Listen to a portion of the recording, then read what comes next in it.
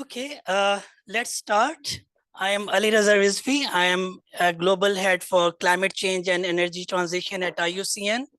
So welcome to the 10th EbA Knowledge Day. So this is the decade we are celebrating on ecosystem-based adaptation, which is nature-based solution for adaptation, as nature-based solution just came 2016, 17, and whereas EbA got started, together with you all way back 2008 and 9.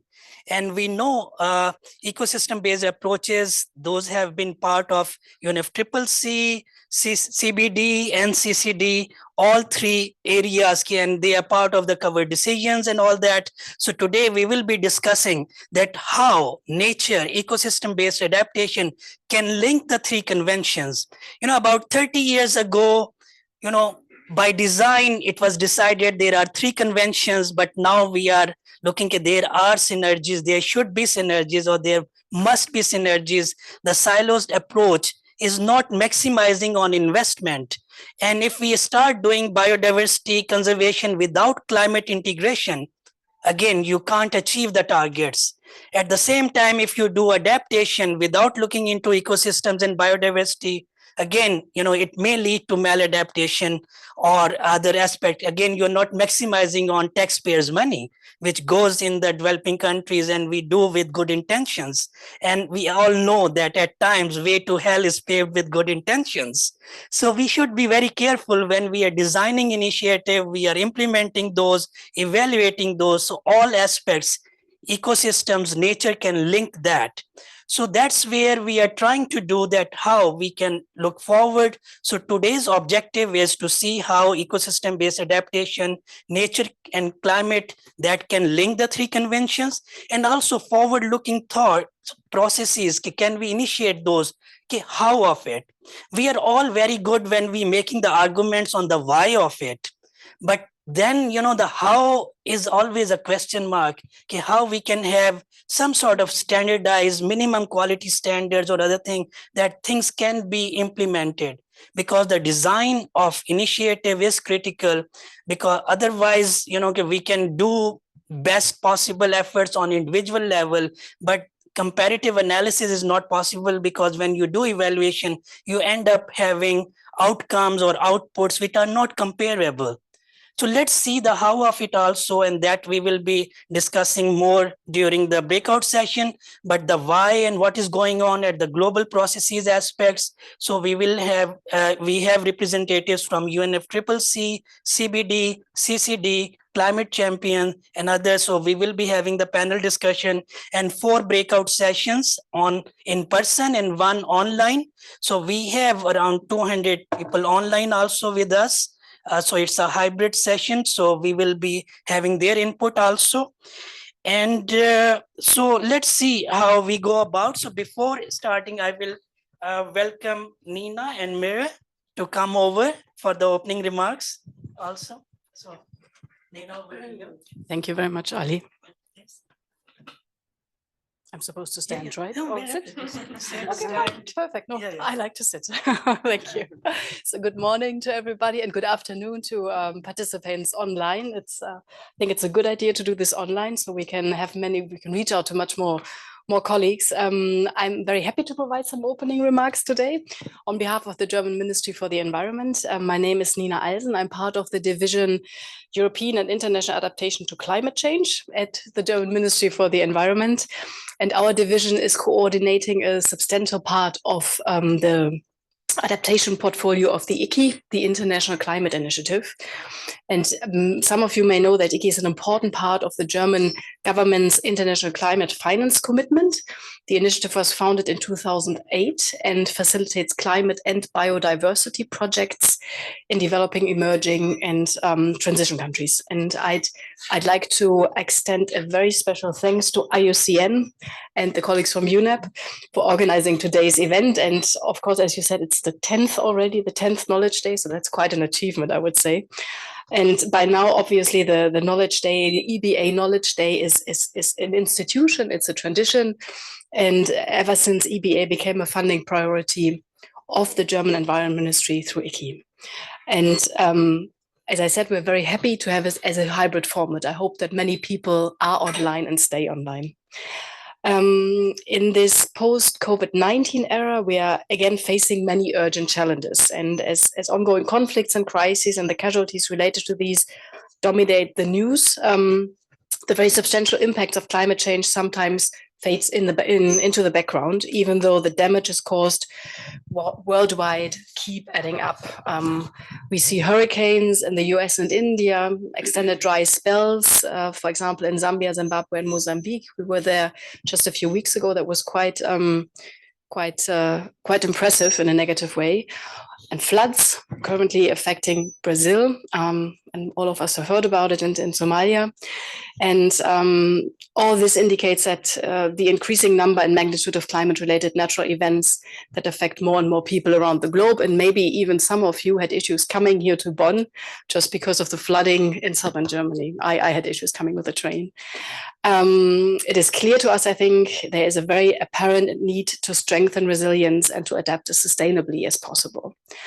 And in many ways, and Ali had talked about that already much better than I can do, ecosystem-based measures are effective in addressing these challenges. In addition to the direct adaptation benefits, they offer multiple additional advantages for income, supply of goods and services, and well-being of people. And these contributions are enablers of resilience for people and ecosystems, fortifying them against current and future climate change. And since its establishment in 2008, ICI has been, the International Climate Initiative has been a solid supporter of ecosystem-based adaptation and financed over 80 EBA projects with a financing volume of around 450 million. So it's really a priority for the German Ministry for the Environment. These projects do not only pilot specific ecosystem-based adaptation approaches in the field, and then they process and disseminate the findings obtained, which is obviously very important, but they're also aiming at mainstreaming and scaling up EBA. And for this reason, EBA measures must be embedded in comprehensive adaptation strategies of countries. We try to do this in Germany as well, and should be integrated proactively into existing planning, programming, and implementation processes. I think you all were very well aware of that. For example, in the NAP process, which serves as an important framework for the upscaling and mainstreaming of tried and tested ecosystem-based approaches in national, subnational, and cross-sectoral planning. The ICI projects that focus on ecosystem-based adaptation have therefore not only contributed to the proof of concept, but they continue to significantly raise the profile of EBA approaches and promote it on the local agenda, as well as in international negotiations, as we see it here right now at UNFCCC and CBD, for example. EBA approaches the use of biodiversity and ecosystem services as part of a comprehensive adaptation strategy. Using ecosystem-based measures thus allows us to address the 3 Rio Conventions, as Ali has mentioned. And I think that's the focus of today's discussion. As well, EBA helps in combating desertification, conserving biological diversity, and tackling the challenges posed by climate change. And there's more and more awareness and recognition of the potential of EBA to promote the goals of all 3 conventions and these synergies that we see, and harness them for resilience. The networks and instruments exist to aid EBA experts like you.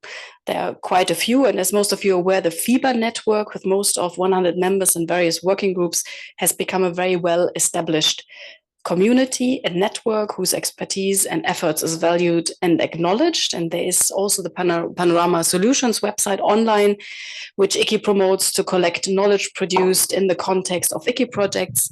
Or many of them have produced a lot of valuable information, learning, and guidelines on how best to use EBA. And of course, this knowledge continues to grow also with the discussions of today. And I think we will approach more and more to the point where we know which solutions work best or work well in certain circumstances. I'm therefore confident that the EBA community will continue to be a strong voice for ecosystem-based adaptation and to contribute to the resilience of societies and ecosystems. And I don't know, some of you may have seen the new strategy of the International Climate Initiative. And there you see that EBA remains a funding priority of ICI. And as you can see, Germany continues to be a strong partner of the EbA community since the beginning. And as we advance our commitment into cooperation, we should uphold the momentum created at COP28 and CBD 15 to better link the climate and the biodiversity agendas. That's the goal of today, I think. So thank you for your attention, and over to you, Ali. Thank you, Nina. So Mire Ataullah is the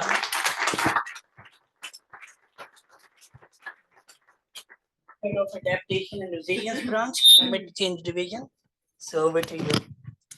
Thank you very much, and good morning, everyone. It's a great pleasure to welcome you here and in person, contrary to last time, for this exchange and this EbA Day. It's a great pleasure for me to be here, and I thought I would share with you a couple of thoughts, starting with the fact that, you know, we've been on a decade-long journey. It's been interesting. It's been full of a lot of learning, and I would hope that this learning we generate both from successes and from failures. We tend to portray failures as lessons.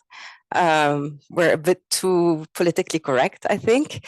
They are a source of a lot of lessons, of a lot of practices of what we know we should and we shouldn't do, including maladaptation. And I think this community has the benefit of not being political, of being experts, of being scientists, of being practitioners, and has the space to actually look at things in a much more candid way, I would hope. And I would encourage us to do this today. Second is, of course, in UNEP, we had a UNEA resolution in 2014 that encouraged us to work with member states. And we're very grateful to IUCN and ICI for the partnership that we have around the Global Ecosystem-Based Adaptation Fund, which today, with funding from ICI and from the Norwegian government, has deployed around 40 community-based ecosystem-based adaptation small grants around the world. Our target is to go to 100, but our real target is not necessarily to finance recurrently different community-based projects just for the sake of it, but it's really to think about how do we upscale, what are the lessons, what are we learning, how do we transfer this to local, national, and global policy spheres. And so we're really hoping that this cohort of projects and experiences will feed into the three processes, particularly the UNFCCC with a global goal on adaptation, the UNCCD coming up also with a COP meeting in Saudi Arabia, and with the targets on land degradation neutrality, and with the CBD and the global biodiversity framework. In particular, when it comes to restoration, I think,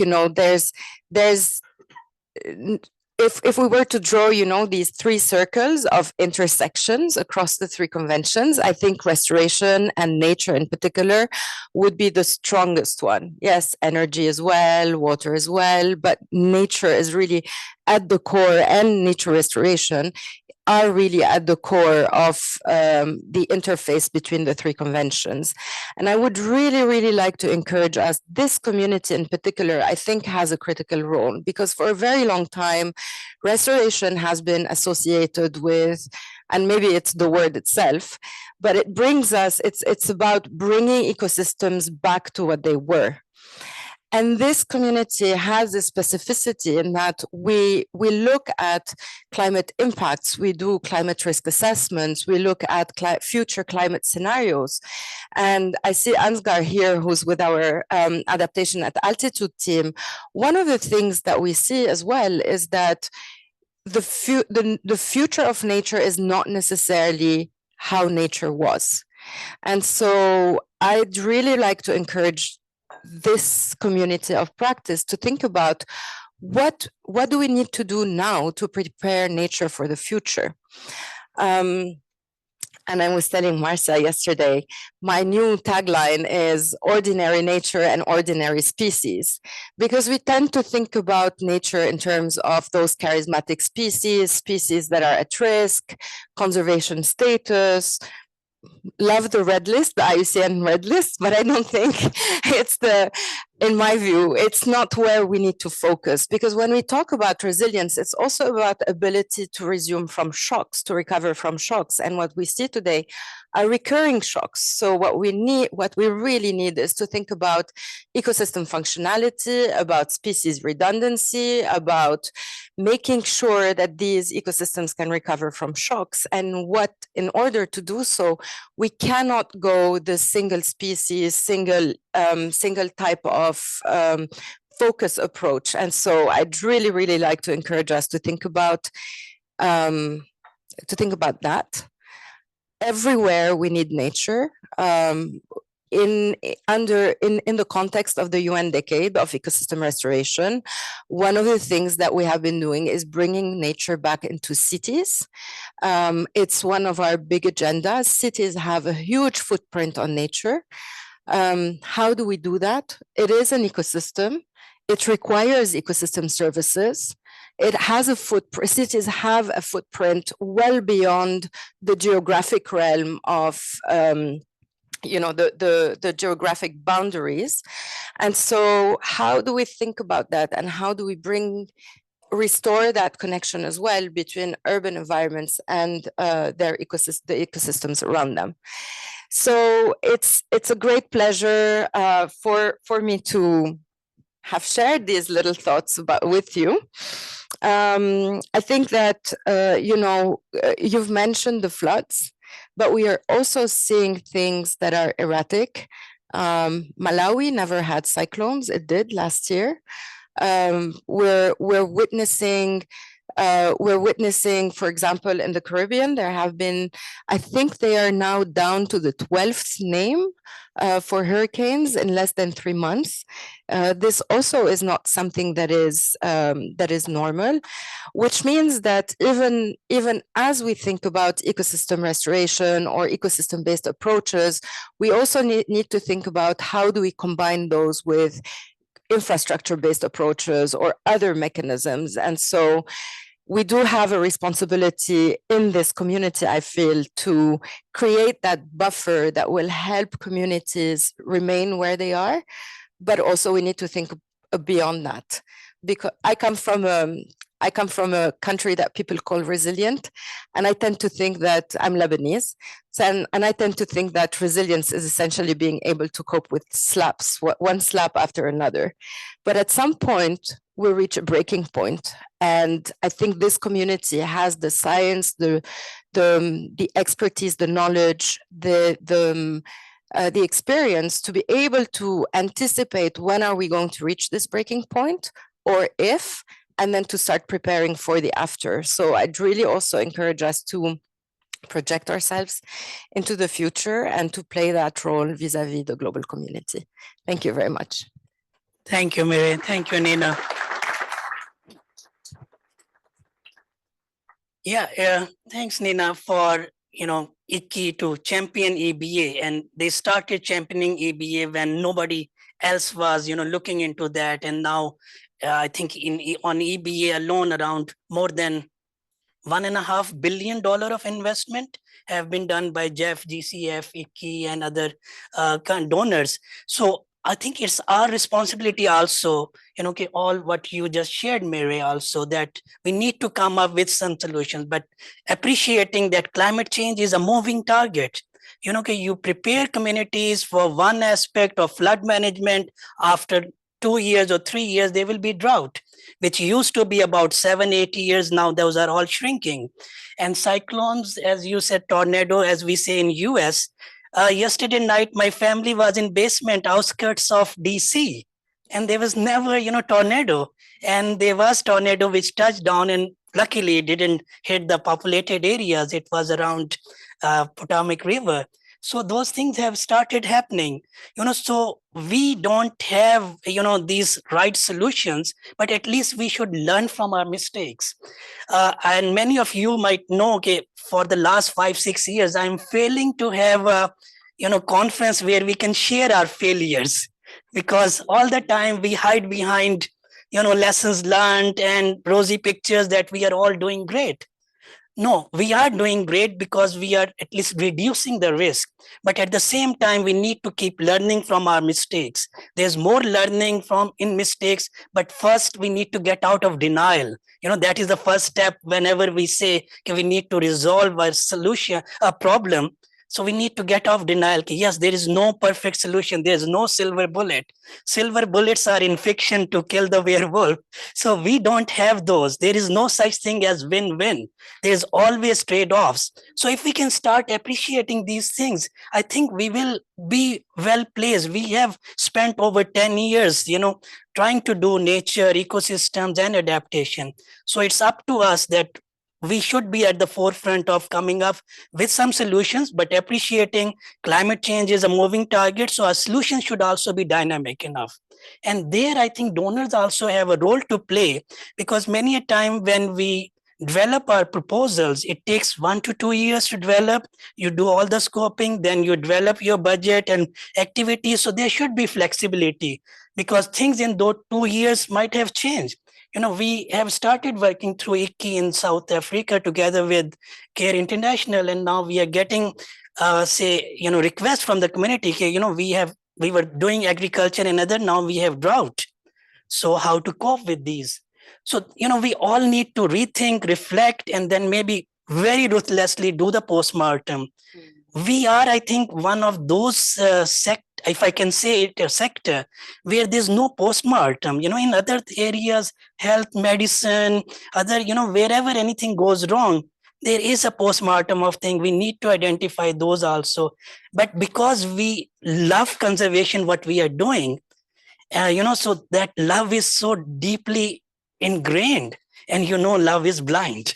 So so that's where I think we need to come up with something. Okay, there are solutions, but we need to keep reflecting also. So today we will try doing that. So thank you very much. So we'll start with our next session now. This will be around 70-minute session, and we will have, so I'll call name, and then if you could all come. Rohina, please. And Rohina leads an Nairobi work program, UNFCCC Knowledge to Action Hub on Adaptation and Resilience. And with over 2 decades of experience, she has delved into scientific, technical, and policy realms of climate change impacts, vulnerability, and adaptation.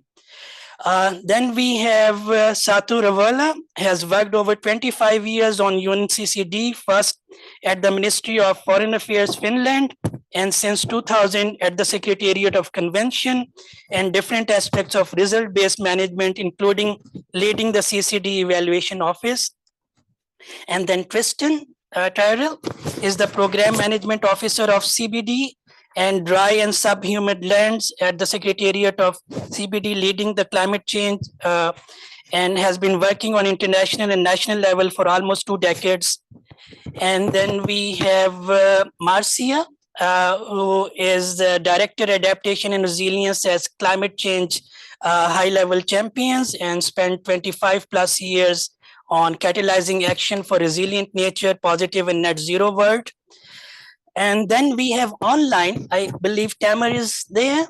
Tamer Abu Gharera is the advisor to the Minister of Environment of Arab Republic of Egypt, co-chair of the INECT partnership. He has more than 25 years of professional experience working in the environmental sector and working both at CBD and UNFCCC. So we have a panel who has the expertise working on ecosystems, nature at CBD, at UNFCCC, at CCD, and climate champions.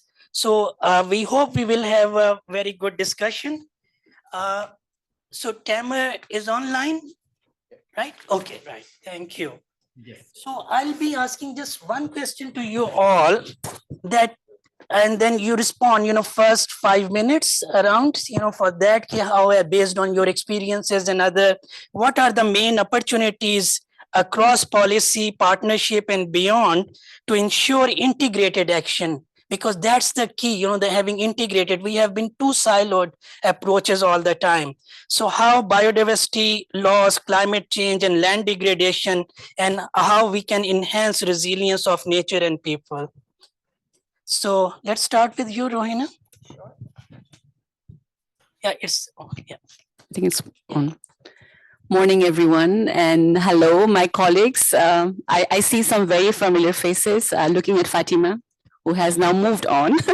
And thank you, Ali. I think I'm probably not the expert on this topic, but I'm very happy to share some of my reflections, having worked on this issue, at least from the UNFCCC perspective. So I'll probably say I'll share my reflections, and I'm actually here to also learn from the experts in the room and also as part of the panel. So it's my pleasure to be here.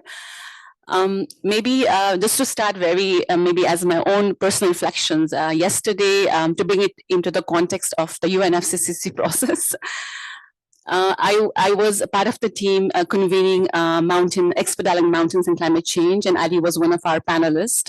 It was convened under the chair of the sub-staff yesterday, and I hope some of you had an opportunity to be there. I was just going to reflect on how the discussion we're having as a conversation in the EbA Knowledge is very relevant. One of the key reflection that came out from this conversation was the importance of local solutions, of course, including nature-based solutions, EbA, that has to consider the entire system's health and function to ensure that we build the resilience of a ecosystem, which of course is mountain ecosystem in this context. And the second perspective, maybe I would just like to start as a context is, I think we're now launching into where I think going back to Adi's reflection about it's about the future. So one of the conversation I think becomes very relevant to bring it as part of our intellectual conversation is to think about anticipatory future risk. At the COP in Dubai, I'm sure you have all followed and have been already reflecting on the conversation on global growth and adaptation. It has provided also ambition for future as opposed to measuring adaptation against past efforts. So it provides a very ambitious and very comprehensive targets, which is used to be the way that we would measure how we mitigate greenhouse gas efforts. So we have a very similar process, a framework, a UAE framework, that allows us as a community of experts here and alongside parties what it means to have an ambitious vision on adaptation going forward. So these two, I think, provides, I hope, a very useful context to our conversation. And maybe I can also take this opportunity to maybe start off by saying that our relationship with the work under the CBD and CCD has actually been historical, especially with the work that I'm leading at the Secretariat, which is the Nairobi Work Program. In a way that there have been several mandates, but on ecosystem and biodiversity specifically, I think our efforts have goes back as maybe early as 2019 or 2016. And I have a lot of experts in the room who have engaged with the work on Nairobi Work Program, be it on thematic area of ecosystem water resources. Ali is one of our very active collaborators from IUCN, and we have also worked very closely with the FIBA as a community on oceans. On biodiversity, where Fatima was championing the work when she used to be with us. So that speaks to the work where we have actually delved very technically into how, what it means in terms of for the countries to apply nature-based solution in the context of their national adaptation plans and what capacity and resources and implementation arrangement they need in scaling up in focusing on the small island developing states or less developed countries or all developing country parties. So we have had a very specific focus which links the work under the conventions, other conventions as well. And maybe one or two things I would like to add to the conversation is I think the work on nature-based solutions and EBA have, while it's been historical, I think we need to really build in this transformative thinking, what it means now to take these solutions where we can help achieve a transformative adaptation, especially now in the context of the GGA, the Global Goal Adaptation.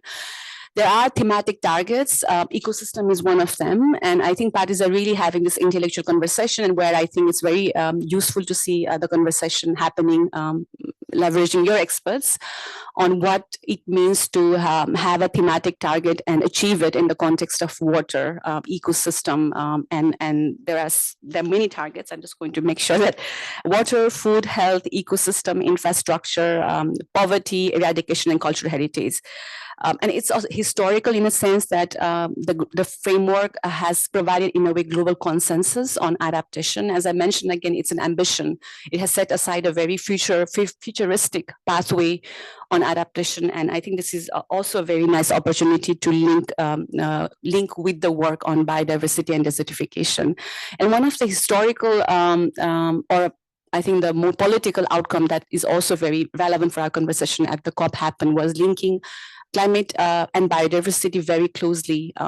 We have a very concrete outcomes from the outcomes on global stocktake, and I won't bore you to death by reading the decision, but I want to at least make a very sort of a clear reflection or commitment from parties that governments are called to consider ecosystems, biodiversity, and forest, while developing the stronger, ambitious national actions. And we've heard from Miri, also from UNEP, in the context of, for example, the nationally determined contribution NDC, which is the next, is happening by 2025, and including, of course, in the context of formulating and implementing national adaptation plans. So there is a very clear political ambition from the COP, but I would also think it's historical. It hasn't really happened just because it just came about. I think we should definitely see this as a result of the very dedicated work that went through historically, and hence the result of this high-level political ambition and recognition in the outcome is probably a very good evidence that we have a lot of leverage and expertise we can take the work forward. So with that, maybe I close for this, at least for this round. Thank you so much, Ali. Thank you. So at UNCCD also, EBA was one of the top priority way back. So what going on? How you are trying to link these aspects within the organization?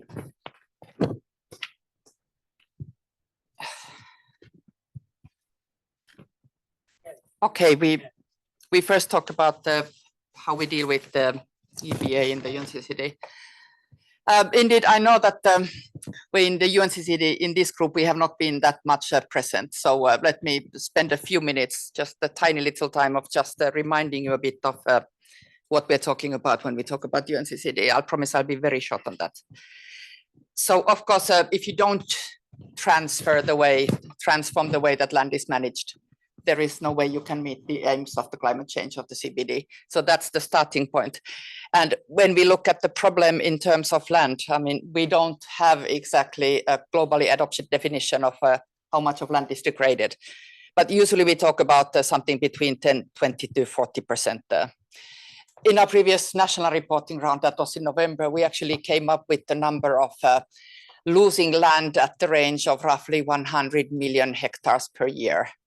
So, this is impossible to credibly measure, but as well as we could, I mean, this is what we got. This is from time between 2015, 2019. 100 million hectares per land is 3 times the size of Germany. So every year, 3 Germanys. And we don't have that many Germanys. So, this is an urgency. We really have to do something about that. And of course, I think that we all work on land one way or another. I mean, land is the basis of everything, whether it's our economy, whether it's our social relations, governance arrangements. But in the UNCCD, our most common approach is through land degradation neutrality.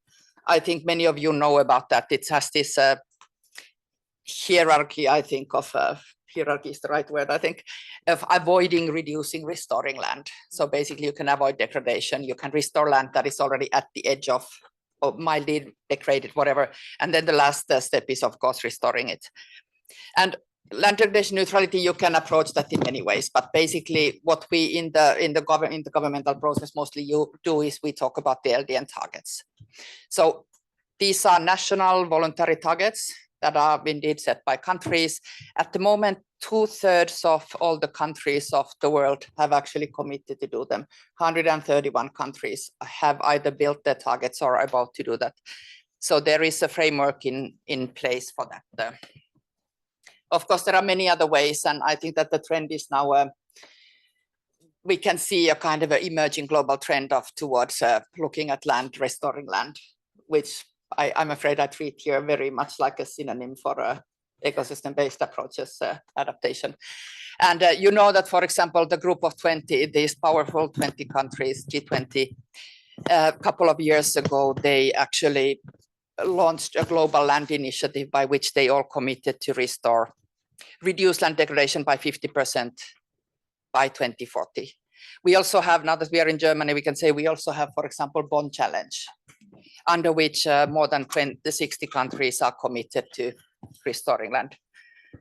And of course, you have commitments to restoring land also under the NDCs. You have 3 targets on terrestrial ecosystems under CBD.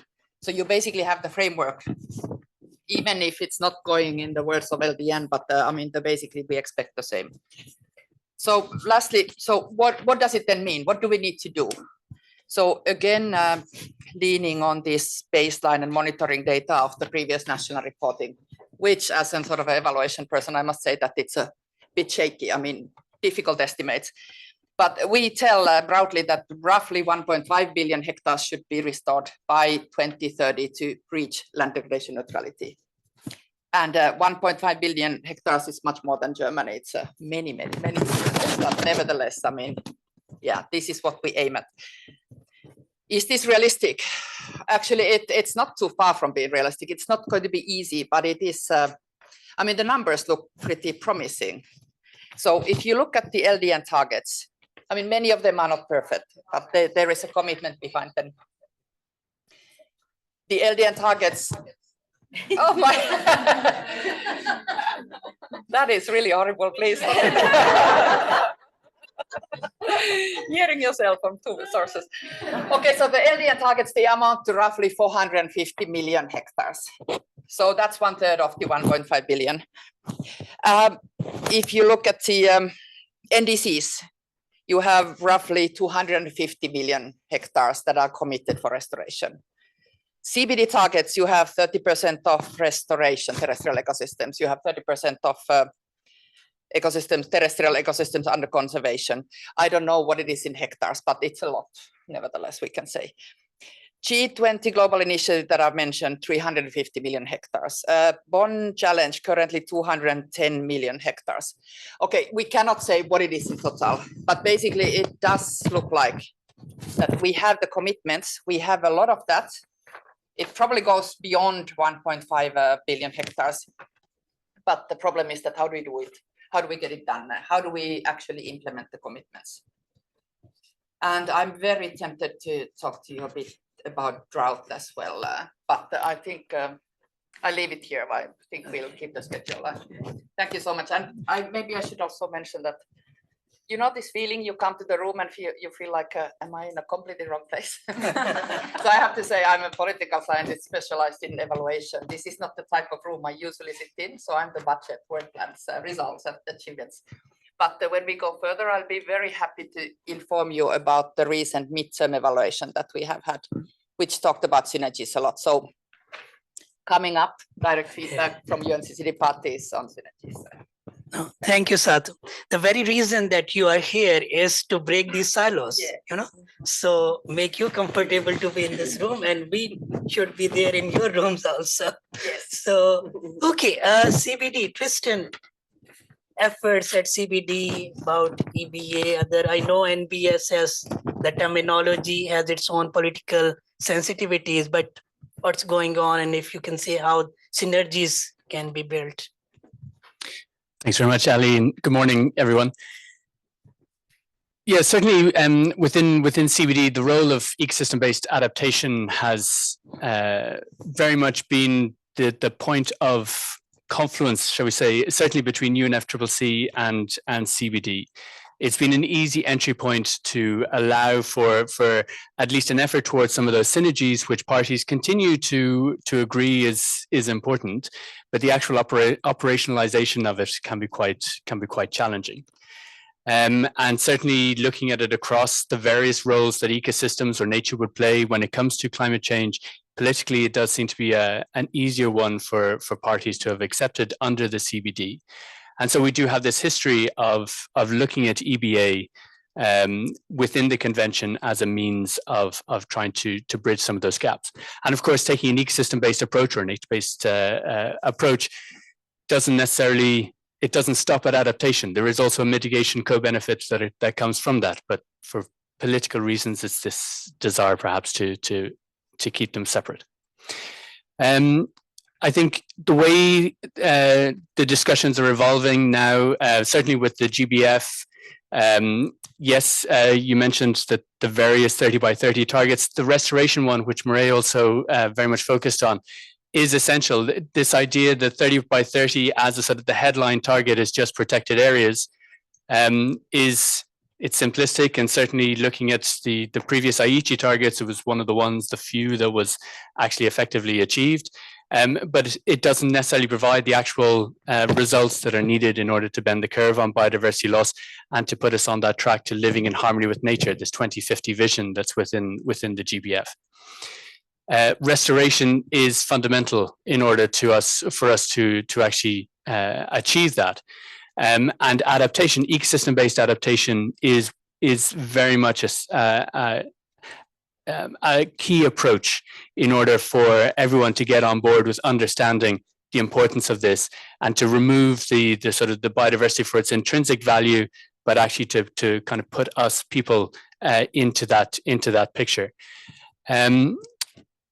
I think within UNFCCC, the increasing consideration of adaptation, and certainly now the global goal on adaptation and all the discussions that are going on around that, again provides a very important link between the conventions and actually takes it out of this sort of somewhat abstract realm of, yes, we agree that there should be synergies, to actually looking at where those opportunities lie. And the targets that have been identified, the fact that ecosystems and water and cultural heritage and these things, that there are entry points within that parties can latch onto. You also mentioned about the NDC revision process, and it slightly not completely in line, but closely enough in line with NBSAP revision, which parties are expected to have at least started and to identify their national targets by COP16 in October of this year, ideally to have also developed their national biodiversity strategies and action plans in accordance with that. There is a bit more leeway with that because they need to be done properly, frankly, and so rushing them is not necessarily the best approach. But obviously there is a certain expediency that needs to happen with those. But given the timeline and also the LDN target renewal process as well, that there is this opportunity for parties, for governments to think about this policy synergy again at that higher national level. The challenge then is the actual implementation of those and actually seeing that coherence and that synergy happening right the way down through to the local level. But at the same time, not just focusing on individual projects and looking at useful community-based adaptation efforts and successes or failures and learning from those, but also that scaling up that needs to happen. Within the GBF, there is this section C, which talks about these cross-cutting principles across the all of the 23 action-orientated targets, which talks about whole of government, but also whole of society. It talks about full recognition of the role of Indigenous peoples and their knowledge, their cultures within that. It talks about the human rights-based approach and the need for making sure that everyone is being supported in this and that essentially no one is being left behind. And all of these principles need to come together because in reality, it's not just governments, it's not just NGOs, it's not just local communities, but also the role of the private sector within this. and the role of, well, whole of society, everyone really, and the need to be able to come on board and understand where their role is and what they should be doing. And again, adaptation, in particular ecosystem-based adaptation, provides an opportunity for people to see where they fit within this, because it brings it down to that personal level. As we've heard this morning, there's so many examples of the impacts of climate change happening right now. Even just looking at the river and just how flooded the Rhine is at the moment and how close it is to bursting its banks. You know, even right here, we're seeing the potential impacts of disasters that could happen, and so there's that personal relationship that we should all be feeling as individuals, but then also within our own various groups, whether it's as a community or as a company or as a civil society entity or as a government, and EBA provides that role. And very quickly to wrap up, a couple of years back, parties to the CBD adopted the voluntary guidelines on ecosystem-based adaptation and ecosystem-based disaster risk reduction. And there's continual referral to those, both from parties and from others. The one question is the extent to which they're actually being used.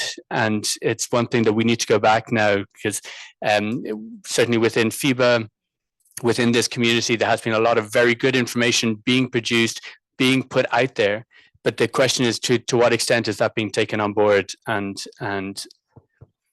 actually having an impact.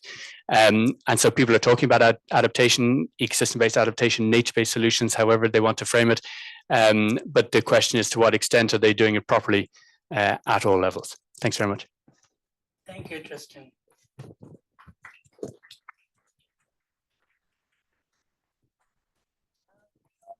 Go to you, Marcia. This process of climate champions, high-level champions, trying to link that, and a lot of effort is going on nature-climate nexus. So would you share your thoughts on that? Fantastic, definitely, Ali. Pleasure to be here today with all of you, and also with people joining virtually with this fabulous panel. So maybe quickly, a brief update of what are the climate champions. I think it's not everyone gets to know very well what is the role of the UN high-level climate champions, and very happy to explain as well how we're helping to breach, and in that sense, they have a role and mandate part of the UNFCCC process. So the UNFCCC set the whole setup and the framework, of course, of climate action.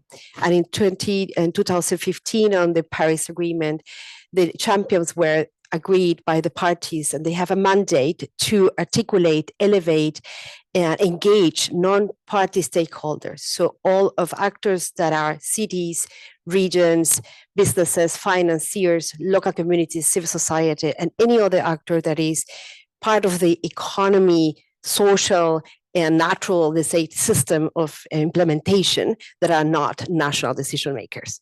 And in that sense, the UN high-level climate champions are appointed by presidencies every year, and we have a small team supporting that transition, securing that legacy and continuity. So I work for the high-level champions on the program on adaptation and resilience. And as part of that, in 2021, the champions formed the Race to Resilience, which is a campaign to actually bring the different actors that are already contributing and are already pledging and making commitments of the different adaptation solutions that can have impacts to people. So the Race to Resilience is actually tracking those pledges, making sure that those commitments and deliveries are being responding to that opportunity of contribute to a 4 billion of people to be increased resilient by 2030.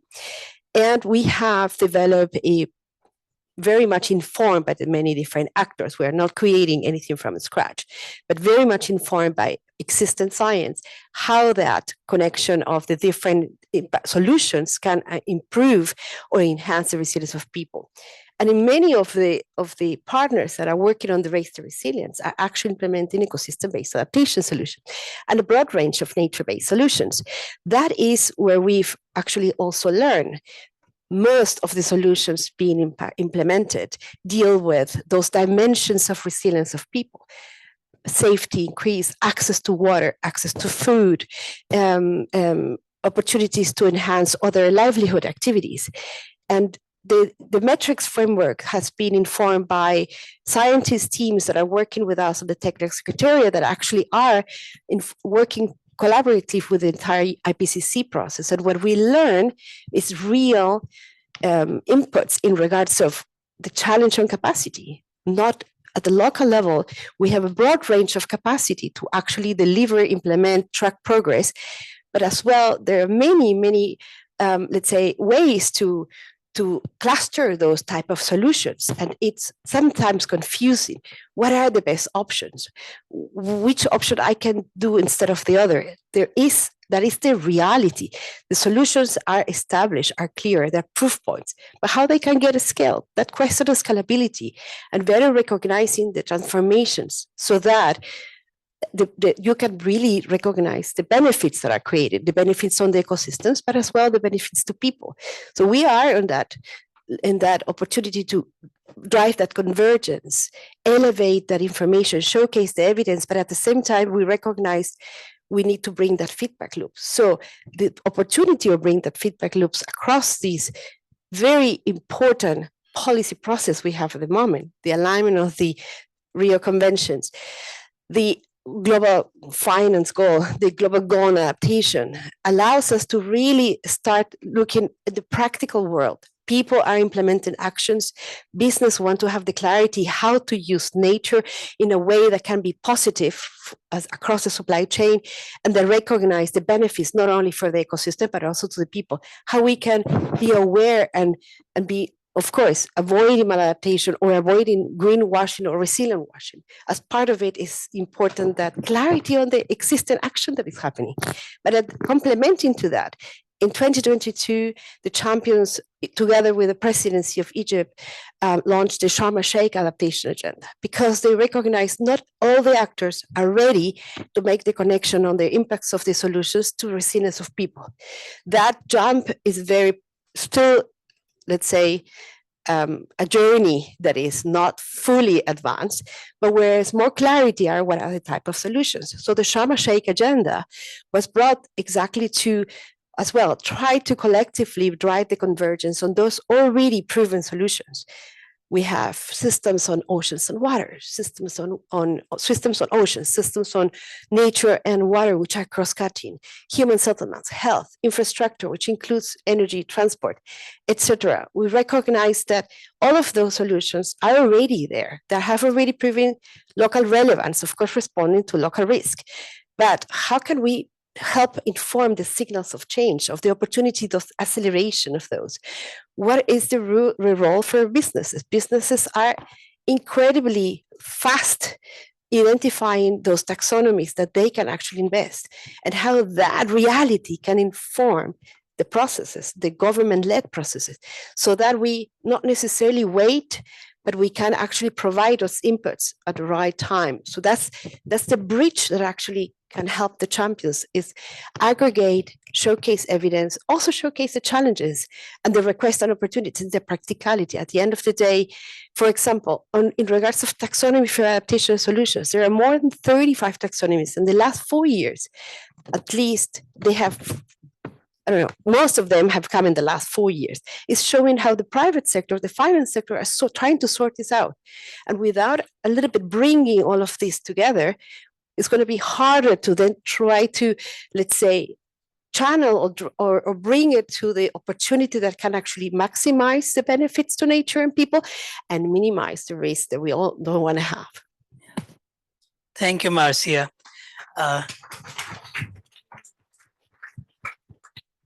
So yeah, Sharm el-Sheikh adaptation agenda, another Egypt initiative. So let's go to another Egypt initiative, which was launched in the COP27, and Tamer Abu Gharara, who is the co-chair of ENACT, is online. So Tamer, over to you. You share your thoughts how ENACT is trying to bring, climate change, biodiversity, and land degradation together through the ENACT initiative, and what efforts are going on to link the three conventions. So over to you, Tamer. Well, thank you so much, first of all. I hope that the voice is fine with you all, guys. Yes, perfect. Yes. Okay. Well, it's very interesting for me to see in ACT how it works since its launching. But anyway, just I will give like a short background, because when we launched it in ACT in November 2022 in Sharm el-Sheikh, we launched it in ACT in partnership with IUCN and the German government. But while we were thinking on that day, we were trying to launch an initiative that looks after biodiversity in a climate change international event. So that was the main idea behind this. So we launched the initiative itself to tackle the interconnected crisis of climate change, land degradation, and biodiversity loss.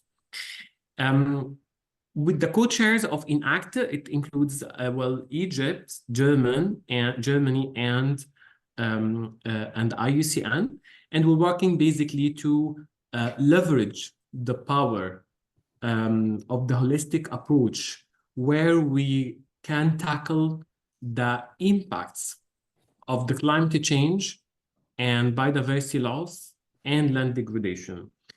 And this initiative actually, when it started to be formulated, it was basically responded back to the initial launching of the 3 Rio Conventions in 1990s, because they were born together. So the 3 conventions born together. So we have been trying to shape the initiative in a way that can link the conventions together in order to ensure sustainable development and the right way to tackle all those interlinked matters and subjects. And the initiative itself has basically 3 targets or goals, and those targets actually are defined or are split into adaptation, mitigation, and biodiversity. For example, for the adaptation, we're talking about enhancing the protection of and resilience of at least 1 billion vulnerable people, with particular focus is given to women and girls. So we're talking about like 150% out of this 1 billion.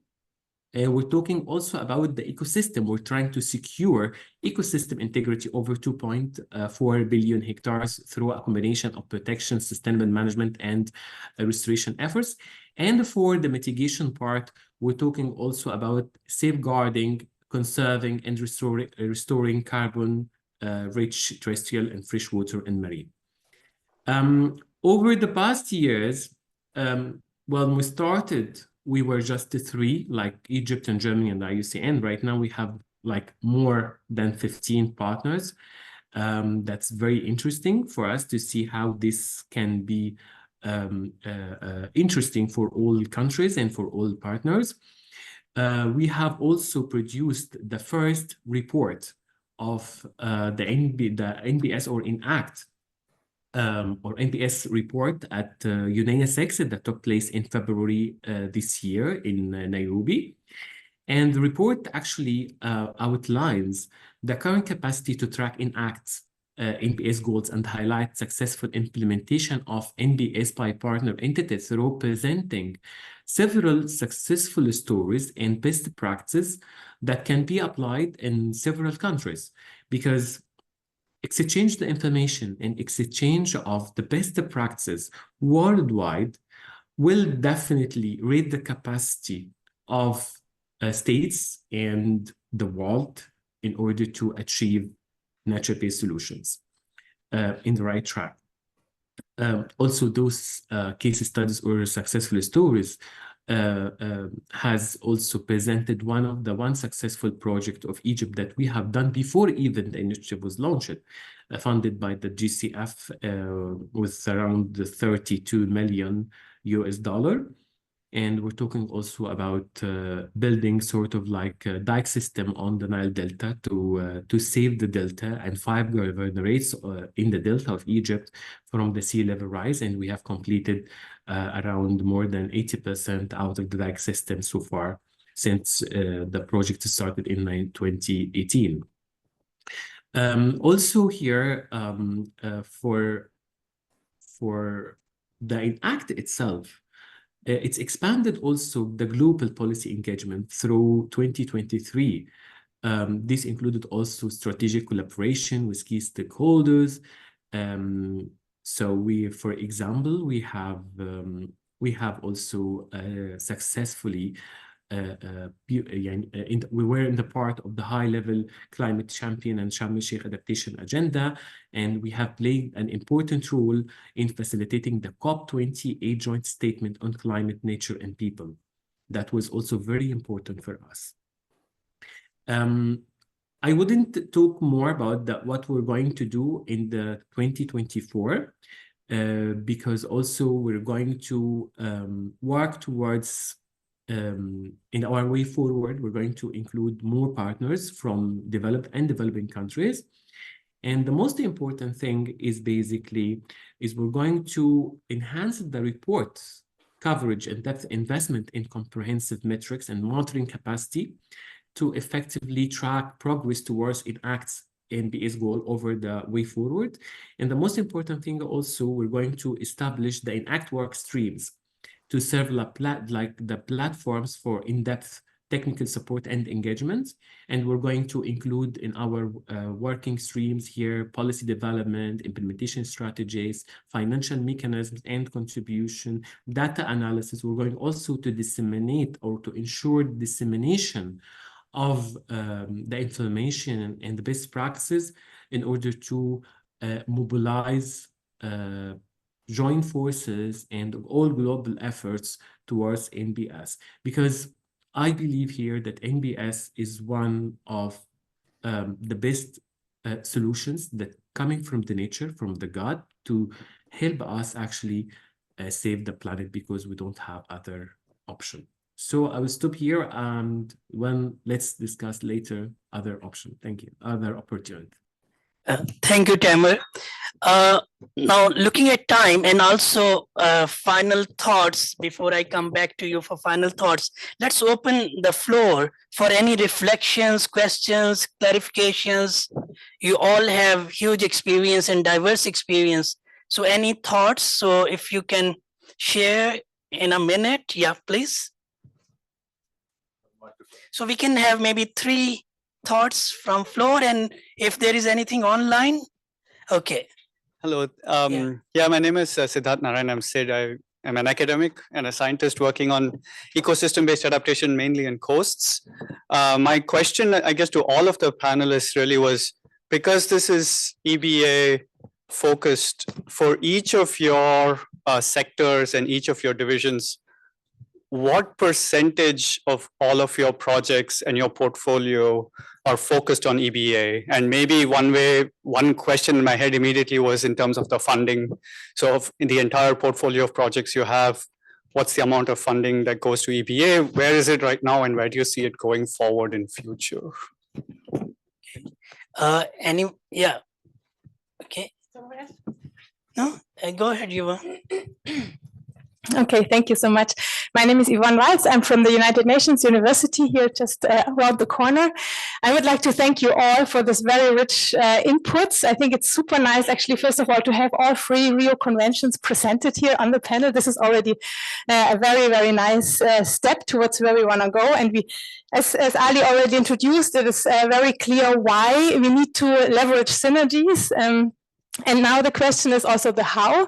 And my question, I have actually 2 questions to mainly focusing on the 3 Rio Conventions. Now, this is the year of the 3 COPs coming up. And my first question is, how is actually the strategy of each convention to use these opportunities of these 3 COPs in the end of this year to leverage synergies? That's the first question. And the second question is actually, where do you see the role of science and the need to bring science in terms of the how to get it done? Thank you so much. Thank you. Yeah.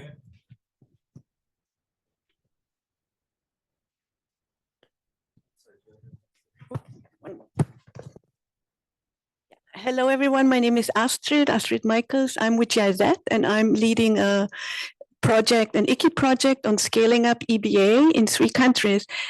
And I would really like to reflect a little bit more from the panel also the role of the local level, because ultimately we plan at the international level, at the national level, but where the results come is the local level, and then it has to go up again.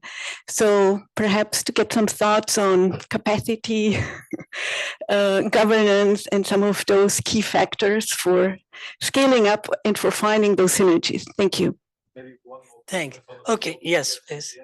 Okay. Thank you. Good morning. And my name is Nazmul Haq. I'm from University of Applied Science in Cologne. I really enjoyed the discussion throughout, especially the very earlier panel and then this panel. And I also have a question related to what my previous participants asked and around the line of funding. Being situated in an university, and most of the time we are also looking for fund. So very often when we read, or I read the call for proposals, for example, then I see there are already some thematically defined priorities. And very often I also come to a conclusion, that is my own conclusion, that these thematic priorities might not be the reflection of what we actually need at the ground. So there is a disconnect between demand-driven funding, and I don't know how these priorities are being fixated at the very top level, and funding then goes down. And perhaps then it is not clearly providing the intended result that we are looking for to create our resilience. So perhaps we have the ministry representation also. Yeah, it would be nice to hear some thoughts on that. Thank you.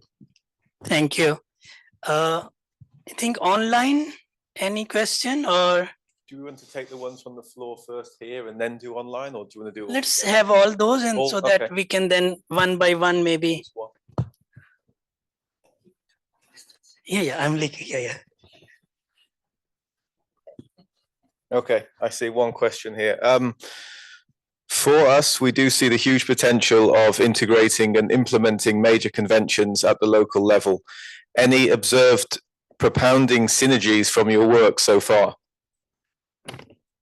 Any examples of synergies? Yeah. Okay, thanks. Okay, portfolio, first question, what's your current portfolio? I don't know if there is any answer to that, please. Yeah, please.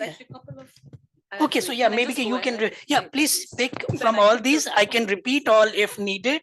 Sure. So I have taken some questions, and maybe I would like to, maybe some of them were sort of complement each other. So if it's okay, I can just maybe quickly speak to the synergy of the 3 Rio Conventions. I think I would say this is not just, I think we're talking maybe 2 different kind of synergies. Synergies between the secretariats, which is, I think, what we are sitting here. But the synergy between the conventions in terms of actions or mandates that these conventions implement on the ground, which I think the question was at the local or national level. As I mentioned in my intervention, the synergy, of course, is very much integrated.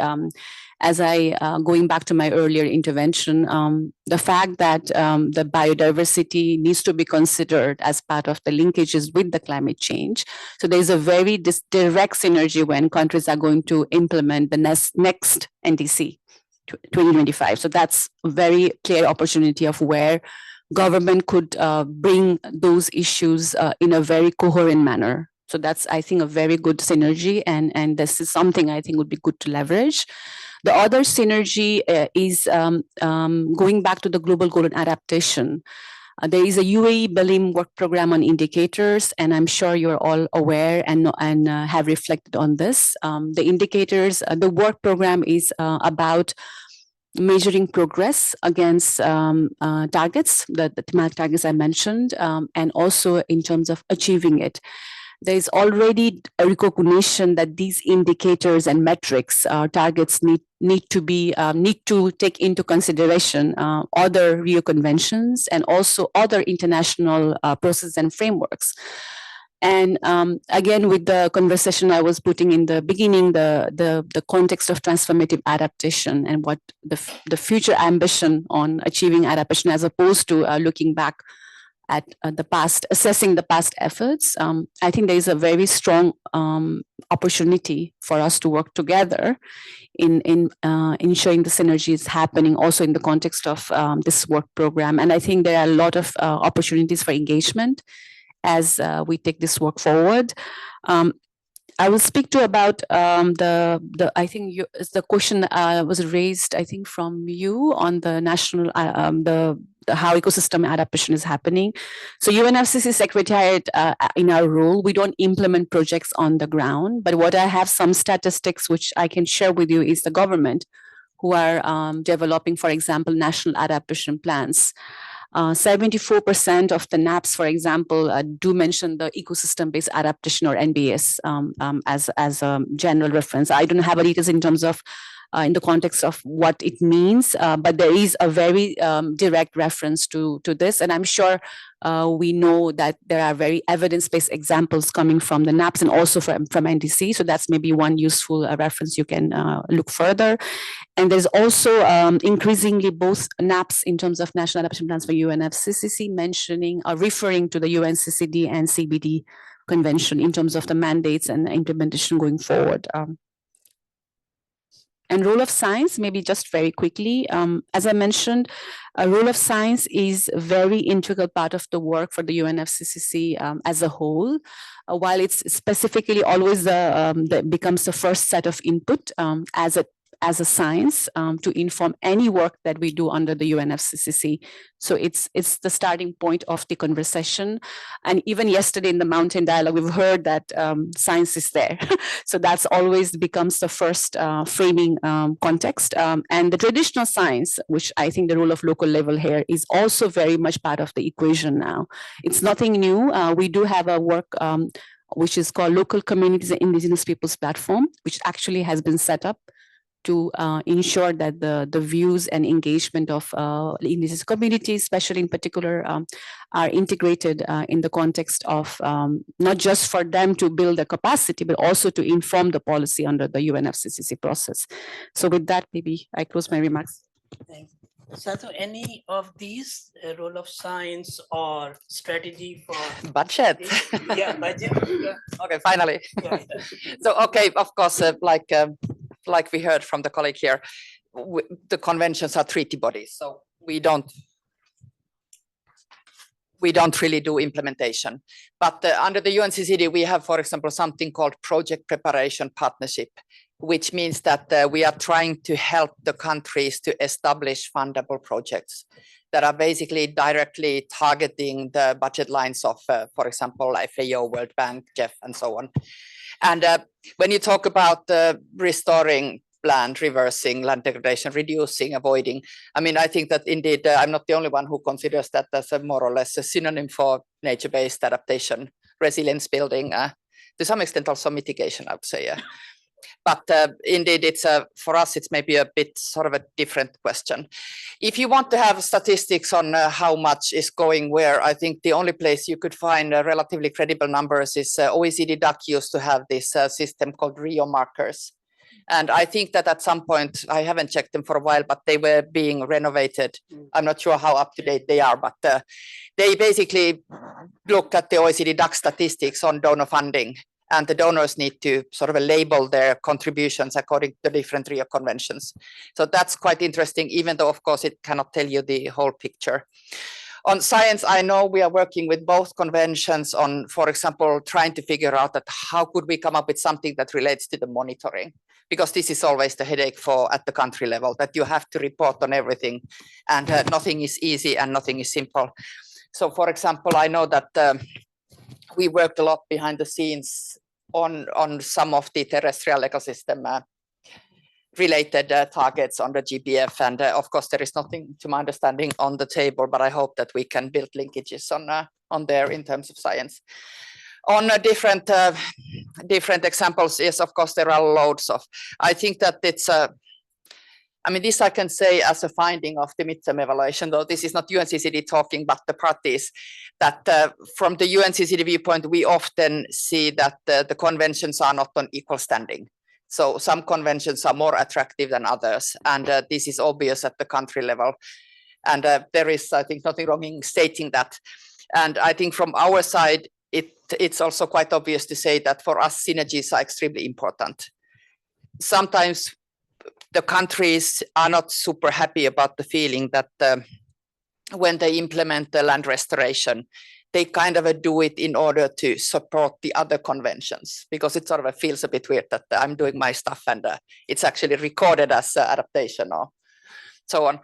And but nevertheless, I mean, for the context of the UNCCD, it's incredibly important that we have a role to play in the other conventions, not only because of the budget, but also because of the, I mean, we cannot really achieve what we want. You cannot either, if we don't link the things that we do. And I don't remember the questions, but I'll leave it here and then. Yeah, Kristen, any of these you wanna respond to? Thanks very much, and thanks for those questions. So likewise, I'm afraid I can't respond to your question and give you funding numbers. But certainly the role of finance in all of this is extremely important, both in terms of availability, whether it's from official government sources or from the GEF or GCF or whoever, but also from others, including, for instance, the insurance sector or others who would have an interest in seeing us adapting to the impacts of climate change. The question, of course, is just how that money is flowing, who it's flowing to, and whether or not it's flowing for the right things. And that's those sort of benchmarks and criteria are very important. When it comes to donor-led sort of decisions, that certainly is a very important discussion to have, and a very tricky one to negotiate, but or to navigate. I remember a few years back there was a meeting, a workshop of various funding bodies, including the likes of DFID, USAID, and others came together under this intention of doing development differently, I think is how they phrased it. And it was looking at some of these sort of donor-led criteria for their funding, and trying to think about alternative ways to allow for more flexibility within those funding mechanisms, to allow people to try something and just to see if it would work, to maybe come up with some more innovative ideas. I don't know if it ever went anywhere. I think it was a very good chat, but I'm not sure it actually had any ultimate real impact. But it's because of that question of indicators and reporting and justification, especially when it comes to government sources and making sure the money isn't being wasted, etc. And it's a very difficult one. I'm not offering any solutions here. I'm just making excuses more than anything else. So apologies for that. A couple of things in terms of local level action. Yes, absolutely. It's about how do you engage local to national and then through up to international. You mentioned the LCIPP under UNFCCC.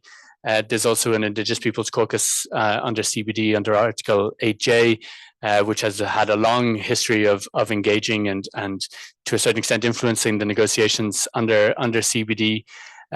Which is great, but then there needs to be the reciprocal. And so while good decisions, or potentially good decisions, are being made at the international level, how are they being translated back down into action on the ground? And of course, not just for Indigenous peoples' local communities, but for everyone within national boundaries. And that's very important to try and facilitate. It's not easy though, of course, and trying to ensure there's that level of engagement. Now with the NBSAP revision under CBD, there is expectation to be this sort of participatory process, certainly in terms of the development of the national targets and the action plans and things like that. But then in terms of the implementation, their role also needs to be recognized. And I think when it comes to ecosystem-based adaptation, it's the role that governments can play in terms of incentivizing this type of approach, and not just looking at grey infrastructure or more sort of technological responses to adaptation, but also recognizing that ecosystems have a positive, sustainable, long-term benefit in a cost-effective manner. But as a knee-jerk reaction to a river bursting its banks or what have you, the politicians might want their photo taken with the hard hat and the high-vis vest and everything else, which is great. And maybe that is a short-term solution, but to think about the longer-term solution. And again, that comes back to local level action, local level engagement, and making sure that this is happening in a participatory way. Also, that they are being dictated to, saying, okay, well, now this is going to become whatever in order for adaptation. That there is that engagement, there is that participation and agreement. Finally, Yvonne, you had a question on the triple COPs, and yes, that's a very important discussion. Since we're going first, we're expecting everyone to follow what we say. But it's certainly true, and building on the outcomes of COP28 in particular, but also COP27, and that progress that we're seeing under this process, certainly with UNCCD and the focus on the land degradation neutrality. What is the role of restoration? How can we find some sort of synergy in terms of that, both in terms of what those actions are required to be, certainly with the global goal on adaptation and where the discussion's going on that, and of course finance and the fact that it is going to be a major issue for COP29, and we have specific targets under that for the GBF as well. Obviously, extremely important for CCD as well. And so, looking at these various entry points in terms of how we find that common thread across the three COPs. Of course, we need the parties to be supporting that. It can't just be sort of secretariat led, but at least if the presidencies are talking to each other, that's also potentially a good start. We're working on it, is all I can say. And was that everything? Role of science, yes.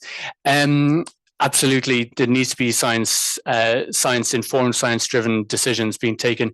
I just want to mention the role of IPBES, the Intergovernmental Science Policy Platform on Biodiversity and Ecosystem Services, and its role within the CBD.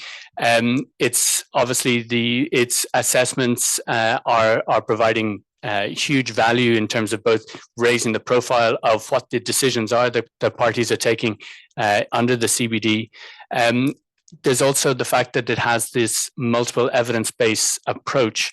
And again, coming back to that local level action, it's not just Western science, but also considering somewhat more Nadia, you're going to have to tell me what the right word is. I don't want to dismiss it, but sort of anecdotal or other forms of knowledge within this process, and bringing them together to make sure that, or to try and at least make sure that decisions are being taken appropriately. And then, and then of course, what that means in terms of action afterwards. Thanks very much. Thank you. Marcia, any reflections? Yes, very much. And very much aligned in regards of that opportunity of the synergies across the 3 Rio Conventions.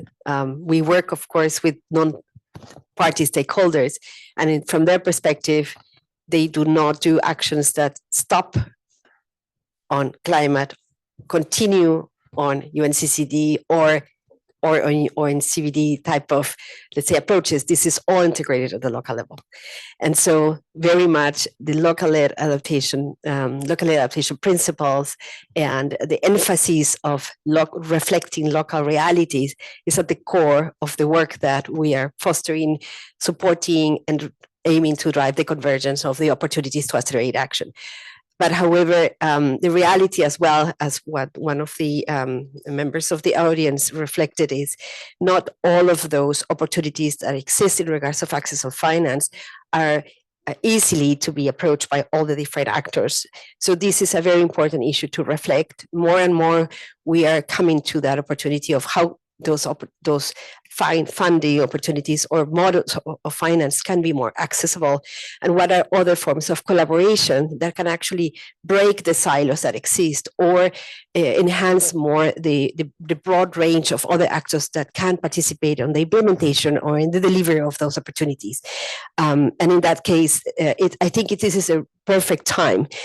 So using, let's say, really taking the opportunity of these policy synergies across the conventions that will be reflected in the NAP and BCFP processes will be perfect in the sense that we can bring those inputs, showcase the reality of the local actors that are actually implementing so that they can be converted into portfolio of investments. So there's a much more uptake opportunity and the creativity as well with other actors that are able to complement, in that case, the public funding with other insurance, MDB, or private sector funding that are critical for accelerated adaptation, especially EBA solutions. So I would say it is cross-cutting at those levels, at the policy level, at the finance opportunity, implementation, guidance, frameworks, but also bottom up. It's a perfect time to start bringing that more clear, articulated. And in that sense, the champions are really eager to bridge those gaps to help collect and bring that together for continuing informing and supporting the leadership of the Rio Conventions with the leadership, of course, of the countries on that delivery. Thank you, Marcia. Tamer, any reflections on maybe local to global?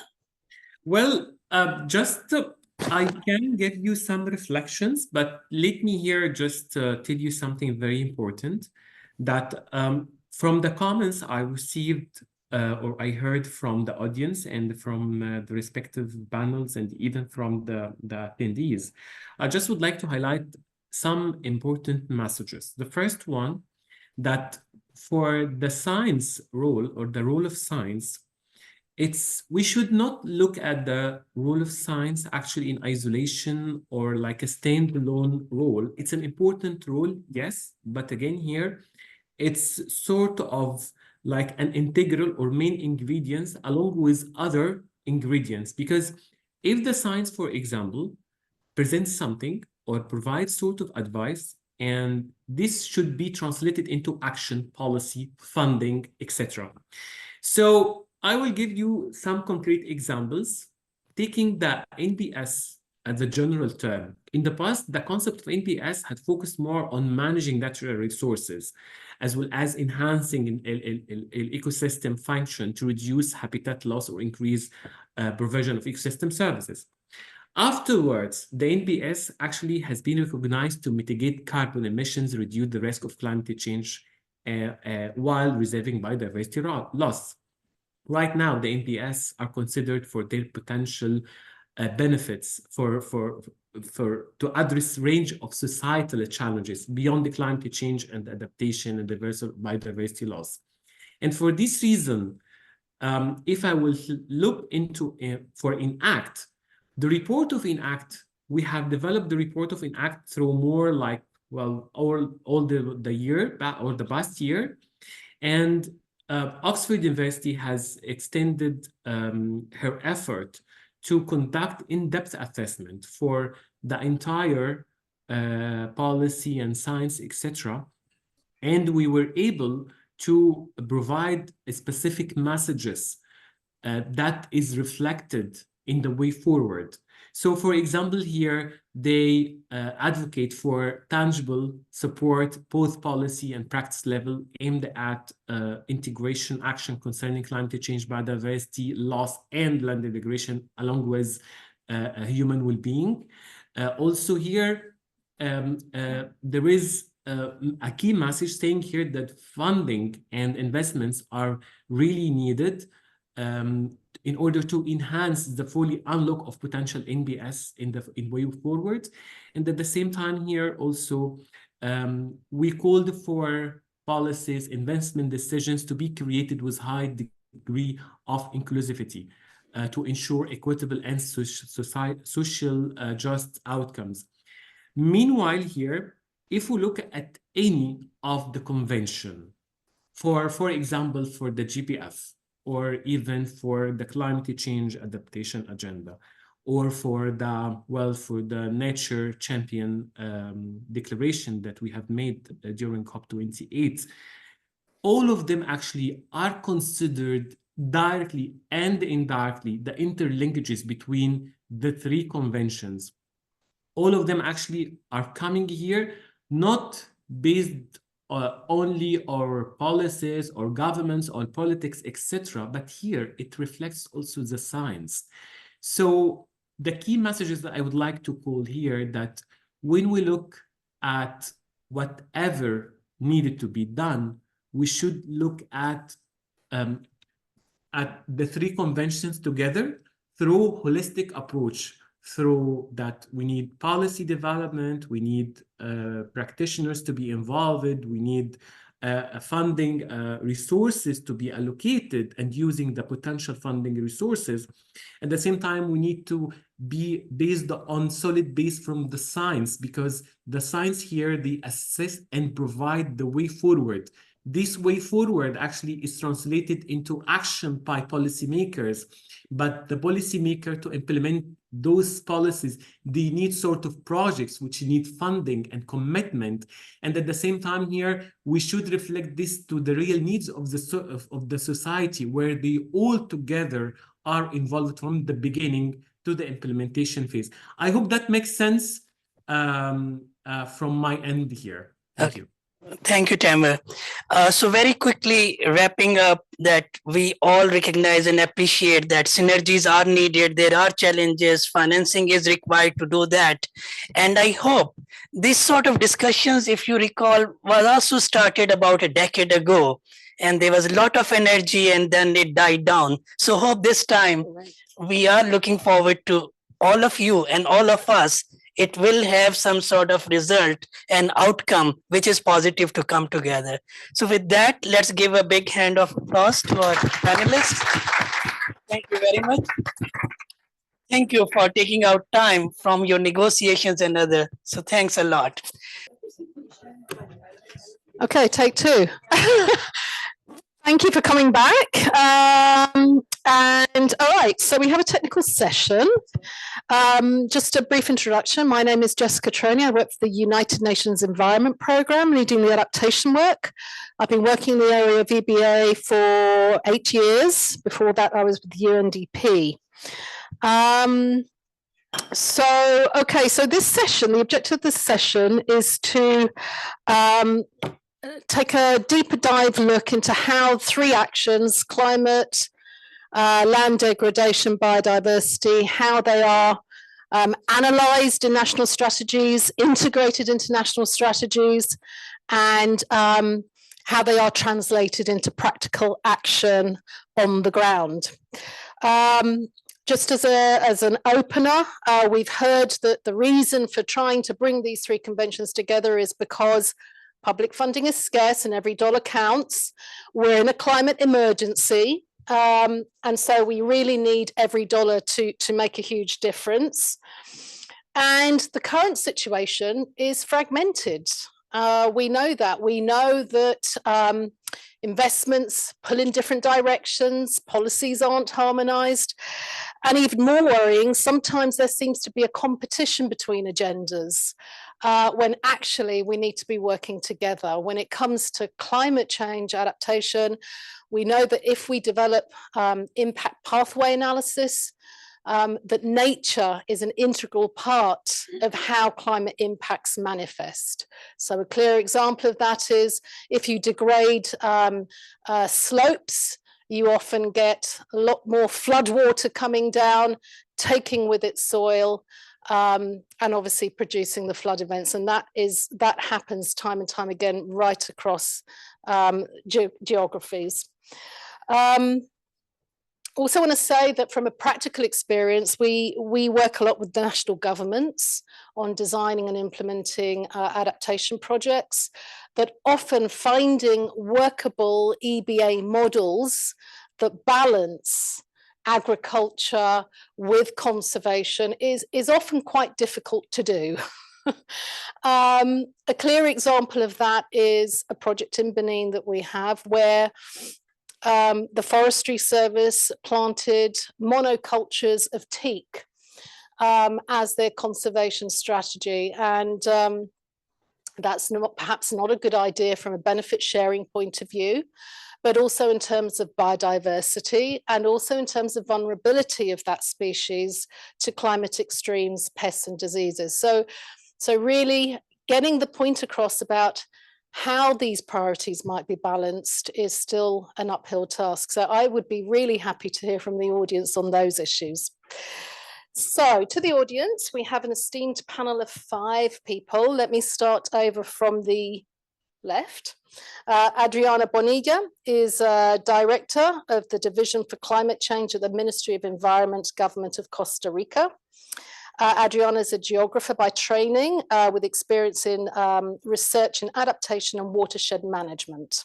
She has more than 20 years of experience in international development, leading projects at a variety of multilateral institutions. Karina Salinas is coordinator of the Climate Change Adaptation Division, Subsecretary for Climate Change, Ministry of Environment, Water and Ecological Transition of Ecuador. She's a biologist by training, leading for more than 11 years the climate change agenda at the ministry, and is a focal point for action for climate empowerment at the UNFCCC. Welcome, Karina. Next in line is Jeffrey Chi. He's a policy advisor with IISD's Resilience Programme. His work focuses on ecosystem-based adaptation, the national plan process, and multilateral environmental negotiations related to climate change adaptation and biodiversity. He also supports the EbA thematic area under the NAP Global Network. Welcome. Next in line is Dr. Antri Bosiako Amoa. He's the acting director in charge of climate vulnerability and adaptation at the Climate Change Department of the Environmental Protection Agency in Ghana. Dr. Amoa is currently coordinating the preparation of the National Adaptation Plan in Ghana. He's an experienced climate change negotiator. You may have seen him in action. And he currently leads the G77 in China on the NAPS negotiations. Dr. Amoa is also the lead member of Ghana's National Determined Contribution implementation team and is also deeply involved in the preparations of the national communications. He's also, in his spare time, a part-time lecturer at the Centre for Climate Change and Sustainability Studies at the University of Ghana. Welcome, Dr. Amoa. And online we have Catherine Binson, who's a Programme Officer for Water, Wetlands and Nature-Based Solutions for Climate at IUCN Asia Regional Office.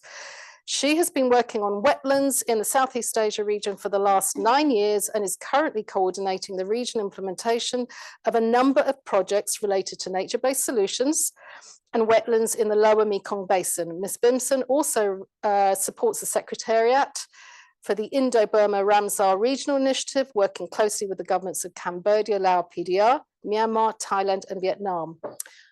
Welcome, Catherine. Okay, so as an opener, we have a presentation by Jeffrey. So over to you, Jeffrey. Great, yeah, thank you so much. And it's really a pleasure to be here, especially in person after so many years being online. So it's always great to put a face on the names that I usually see on Zooms.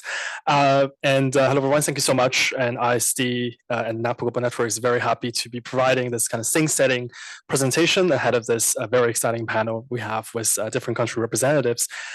So today I will kind of spend a couple minutes just to talk about the trends, knowledge, and actions at the national level in terms of integrating EbA into adaptation policy planning and implementation. So I'm not sure if that, oh, it's up there. Okay, perfect. This is the moment I realized I should probably print out my remarks because this laptop is really hard to keep on my lap.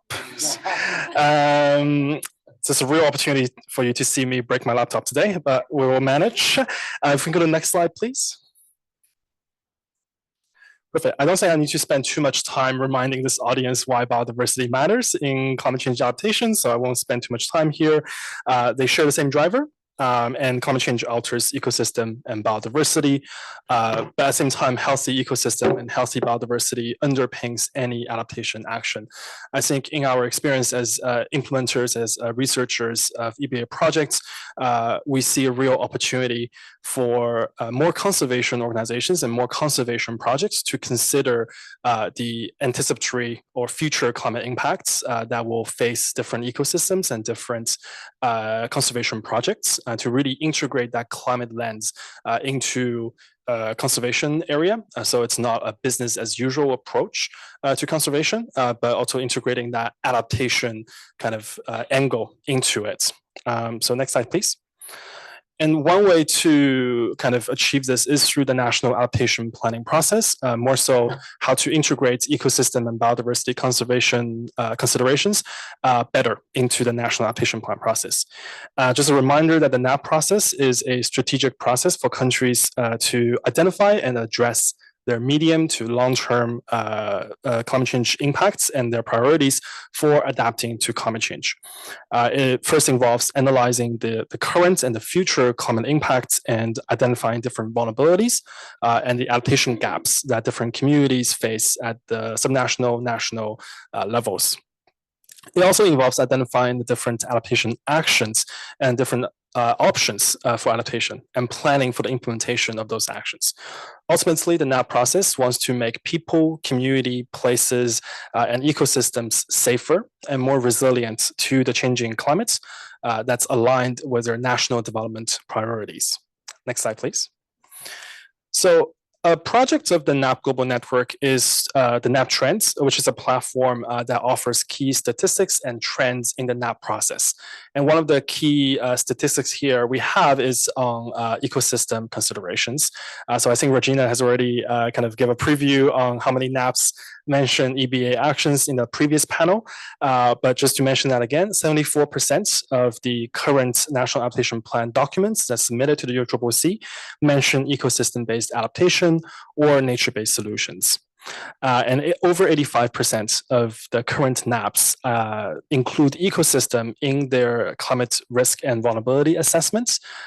So that's not just focused on people and places, but also the larger ecosystem health as well.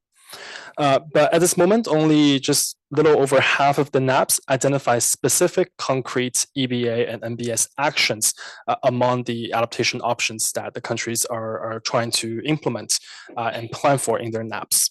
So there is a kind of a real gap between the amount of NAPs that recognizes the importance of EBA and the amount of NAPs that actually have concrete EBA actions that's being identified, costed, as well as planned for implementation.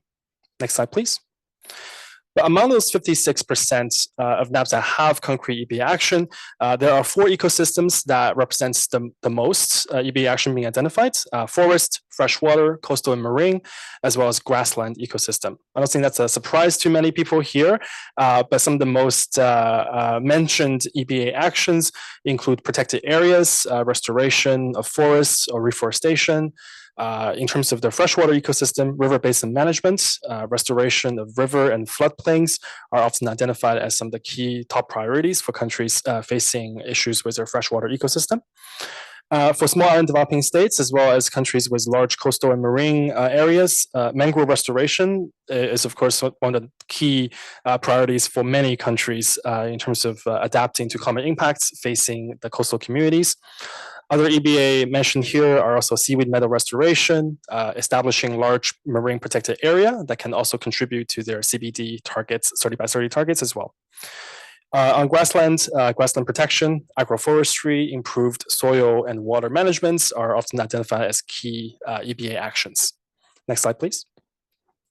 So I think Regina and my colleague from the CCD secretary has mentioned this before, but there are real opportunities for alignment between the NAP process and many other international conventions and different planning processes. So on the NAP trends, we have this little graphic saying how many NAPs mention different planning processes and different international conventions or their domestic plans. So here we can see that 28 out of the 56 submitted NAP documents reference their country's National Biodiversity Strategy and Action Plan, NBSAP, or reference the Convention on Biological Diversity targets.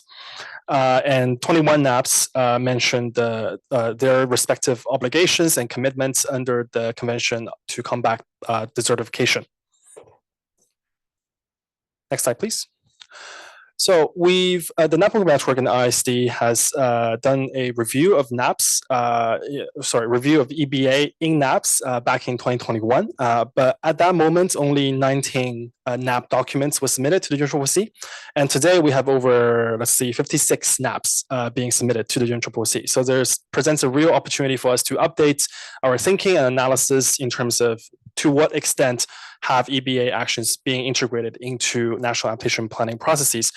So ahead of COP16 this October, we're hoping to release this new analysis on MBS for adaptation in NAPS with the wider climate community, and we'll certainly share that with the feedback network once that is available. But happy to chat more about that during lunch hour as well.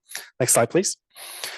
I think, as the previous panel has mentioned, this is a critical moment. We've been talking about synergies, MBS, EBA a lot already over the past decades or so, but this is a real moment for something to stick, and hoping to continue to upscale that synergistic agenda. So I know on the slide it says COP16, it should be COP15, but Kunming Montreal Global Biodiversity Framework was adopted.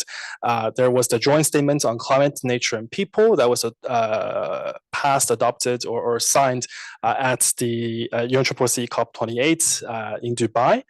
And just this February, UNEA 6 passed a resolution on promoting synergies, cooperation, or collaboration for the national implementation of different multilateral environmental agreements, which also provides the high-level signal for more synergistic agenda to be done across the 3 different Rio Conventions, but also with the plastic treaty as well. Next slide, please. And if you could just hit 4 times, and so we can see the whole slide. The Nairobi Work Program, under the guidance of the Nairobi Work Program, ISD, Sweet Bio, and a range of other institutions, including GIZ, have done a supplementary guideline on how to align countries' NAP and NBSAP process.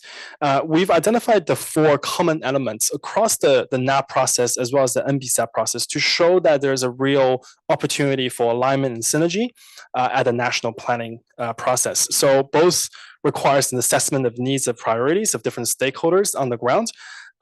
Both needs to conduct vulnerability, risk, and biodiversity assessments and planning before they can launch into kind of the identification of actions. Both have the implementation and financing phase, and often face the similar challenges with financing. And both process involves monitoring, evaluation, and learning. So there's a lot of different synergies and different opportunities for alignments between the NAP process and the NBSAP process. Next slide, please. So again, both processes are often coordinated by the same ministry. They are iterative in nature, so it's the iterative planning process. As I think last panel has clearly showed that there is a limited amount of finance available for adaptation, for biodiversity, for everything environments. So it's an opportunity to make more efficient use of limited resources and avoid duplication of efforts. If one planning process has some EBA considerations or are planning for some EBA actions, how can we integrate biodiversity benefit considerations into that as well? So we are not wasting resources and energy on multiple different processes, trying to achieve the same goal. So some of the, next slide, please. Within that supplementary guideline, we provided some examples of countries actually achieving that synergy between their NAP and the NBSAP process. Fiji, of course, is being one of the key player and a great example in terms of how to do that alignment. So they embrace the ecosystem-based adaptation measures in their national adaptation plan, and also identify EBA as one of its 9 principles underpinning its national adaptation planning process.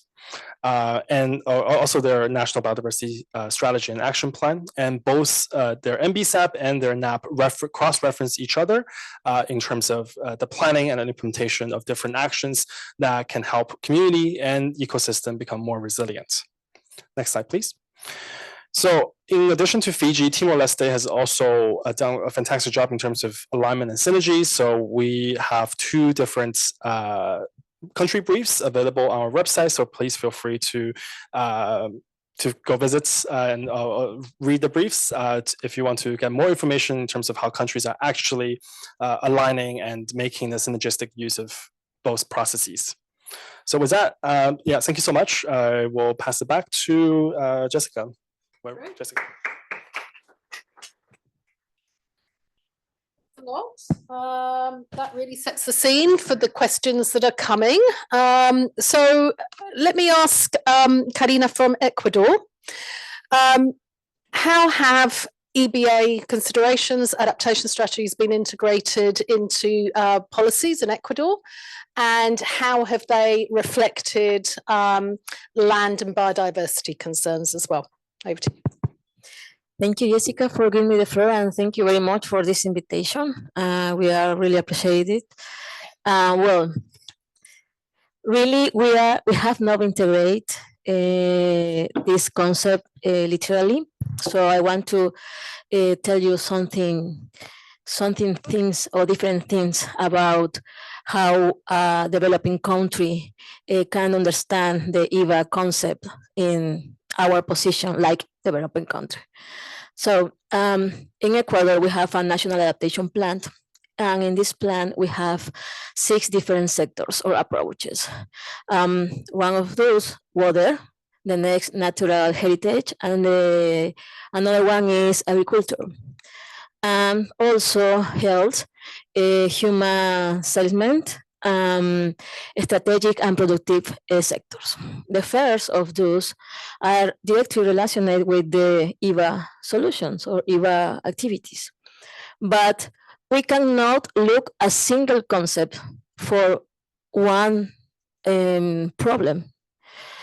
Our dynamic, our reality in our territory is very different. Each country has a different reality. In our region, in Latin America, each country has a different reality in their territories. So we have to know what are the gaps and the needs, and then grind, build, make, whatever, the activities or projects or process. That is that I trying to do, like a government. I work for the government. And we think, we are very sure that the best way to include these many concepts, EbA, FIBA, technologies, whatever, is integrating in one only concept, and that is adaptation of climate change, for climate change, and that's it. Because we have natural resource, water, trees, soil, but you can use only a single concept for adaptate the community to the climate change. We need technology. In our program, EbA program, who Astrid is here, is our excellent coordinator. So we are implementing different activities, but it's not only for conserve or preserve.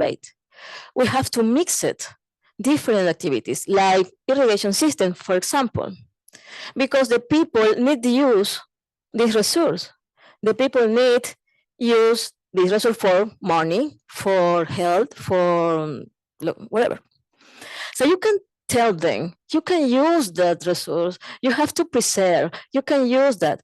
No, because they need them, they need the resource. So the best way to include them is know the reality, know the needs, know the gaps, and then you can to write a policy, a public policy. And it's a big mistake to make a policy from the desk. That is the very bad idea, really. And when you do that, you are completely in the box, in a little box. We have to look out of the box and know our reality. So in Ecuador, we have this national adaptation plan, we have NDCs, and in our NDCs, we have also these 6 sectors, different sectors. And our national strategy of climate change, we have the same 6 sectors. And you can't find the specifically EbA concept or the word EbA, but you can find water, natural heritage, agriculture, and every proposal in these instruments are with that concept, conserve, preserve, etc. But it's not specifically EbA. We have a very green policy within. I want to remake that. You can do only, or you can look only one single concept. You have to integrate all these concepts, and that could be a very big result in the future. So for us, as Ecuador, we are doing that. We have a EbA, not like EbA, but we have a different concepts in our national policies, and the program who is now implementing are helping us with technical assistance, finance assistance for to go to down our policy and guide the local policy. That is very important too. How you can implement the national policy in the communities, in the little towns, etc. So that is very important too. So that's it. Great, thank you very much, Karina. That reminds me, when I first joined UNEP, it took me aback. Somebody said to me, well, what's the difference between EbA and restoration? It's the same thing, isn't it? And I was absolutely gobsmacked. But, you know, over the years, I've realized that actually there is a difference. And that is that you have to target restoration to address the impacts. You know, it's not just restoration wherever you want to restore, it's where are the impacts and where is the causality that is causing those impacts, and you restore in those areas. So it's the targeting to address the climate impacts that I think is the main differentiator when it comes to restoration. But thank you very much for that intervention. Over to another Latin American country, Costa Rica. The same question for you, Adriana. Thank you. What Karina just said is very important to take into account, because the context is the main reference we should consider when it comes to ecosystem-based adaptation and any policy regarding climate change we are intending to install in a process. So the first slide, please. Ecosystem-based adaptation in some cases was already approached, even though we may not been calling it that with that name, right? So in Costa Rica, we were in 1987, we had the highest rate of deforestation in the world. We were, our economy was then quite linked to livestock production. And from that moment to now, we have turned our model into a one based on the preservation and management of ecosystem, especially towards a tourism linked to nature. And then our economy and our services have been operating under that perspective. In order to do that, EbA has turned into a basic approach to be aware of our mega diverse landscapes and to define the right policies to protect them regarding that different context Karina already mentioned. Because our countries are not that big. For example, Costa Rica is only 51,000 square kilometers. So it's really small, just a little bigger from in respect to El Salvador, right? It's like twice El Salvador, but still the second smallest country in Central America. So, and even though we have a lot of different micro regions regarding climate and biodiversity.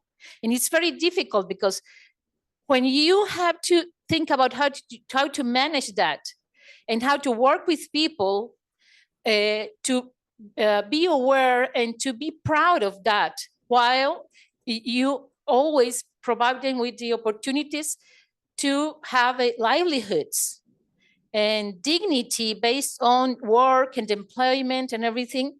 You cannot just say, as Karina mentioned, don't touch that, because it's very important for our economy, because they live there and it's part of their environment. And when you have this situation and all the knowledge we've been developing as humanity for the last decades about ecosystems, climate and climate change, you have to find a way to work with them. EbA, and especially our this EbA project, which has been have been developed in the northern region of our country, to the eastern side, to the Caribbean, which is around a place called Pocosi, which is a municipality, and other municipalities around. Those are very exuberant places, very attractive for tourism, but also rural and linked to agriculture, some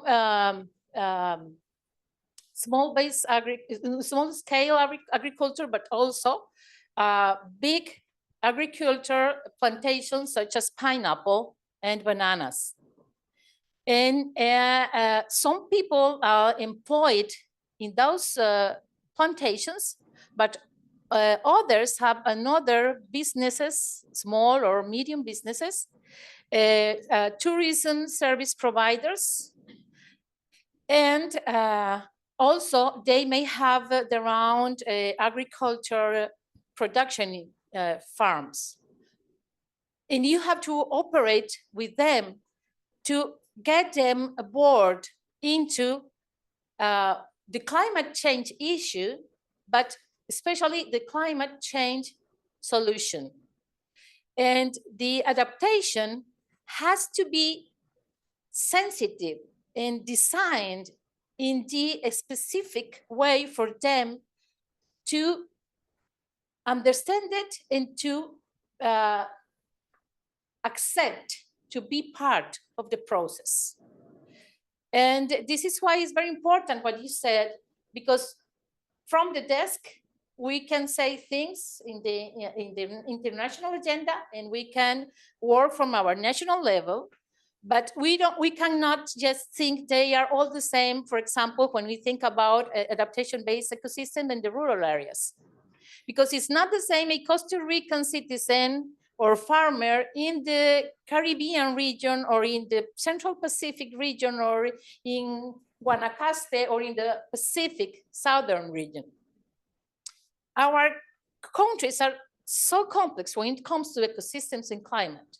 Then the concepts and the methods has to be redesigned every time, so we could bring to the table real options that these communities can actually be interested to take part on and to agree. So as a country, we can say we reverse deforestation, we decouple agriculture from deforestation already. And it has helped us to reduce emissions. And also, we have what I already said about the biodiversity, but you don't see biodiversity, you see landscapes, and people are part of such landscapes, and that people is also exposed to disasters. Around 80% of the Costa Rican population is exposed to some sort of typology of damage events or to a hazard, or sometimes several of them, because we have, as you may know, earthquakes, we have tropical cyclones, we have landslides, and several kind of, although those are the most frequent ones. The next, please. And for that, we have developed a set of policies.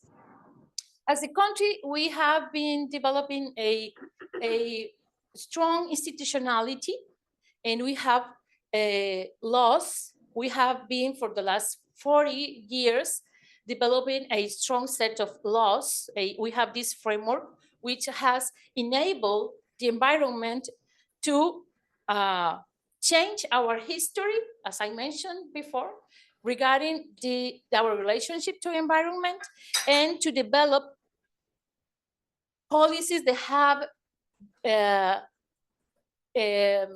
have been successful in time. We have, for example, one of the things that make us really proud is the program of payments for ecosystem services, which was established in 1997, and it has been really useful to preserve and to create more biological corridors and connectivity in general among the national protected network with the not protected by law ecosystems.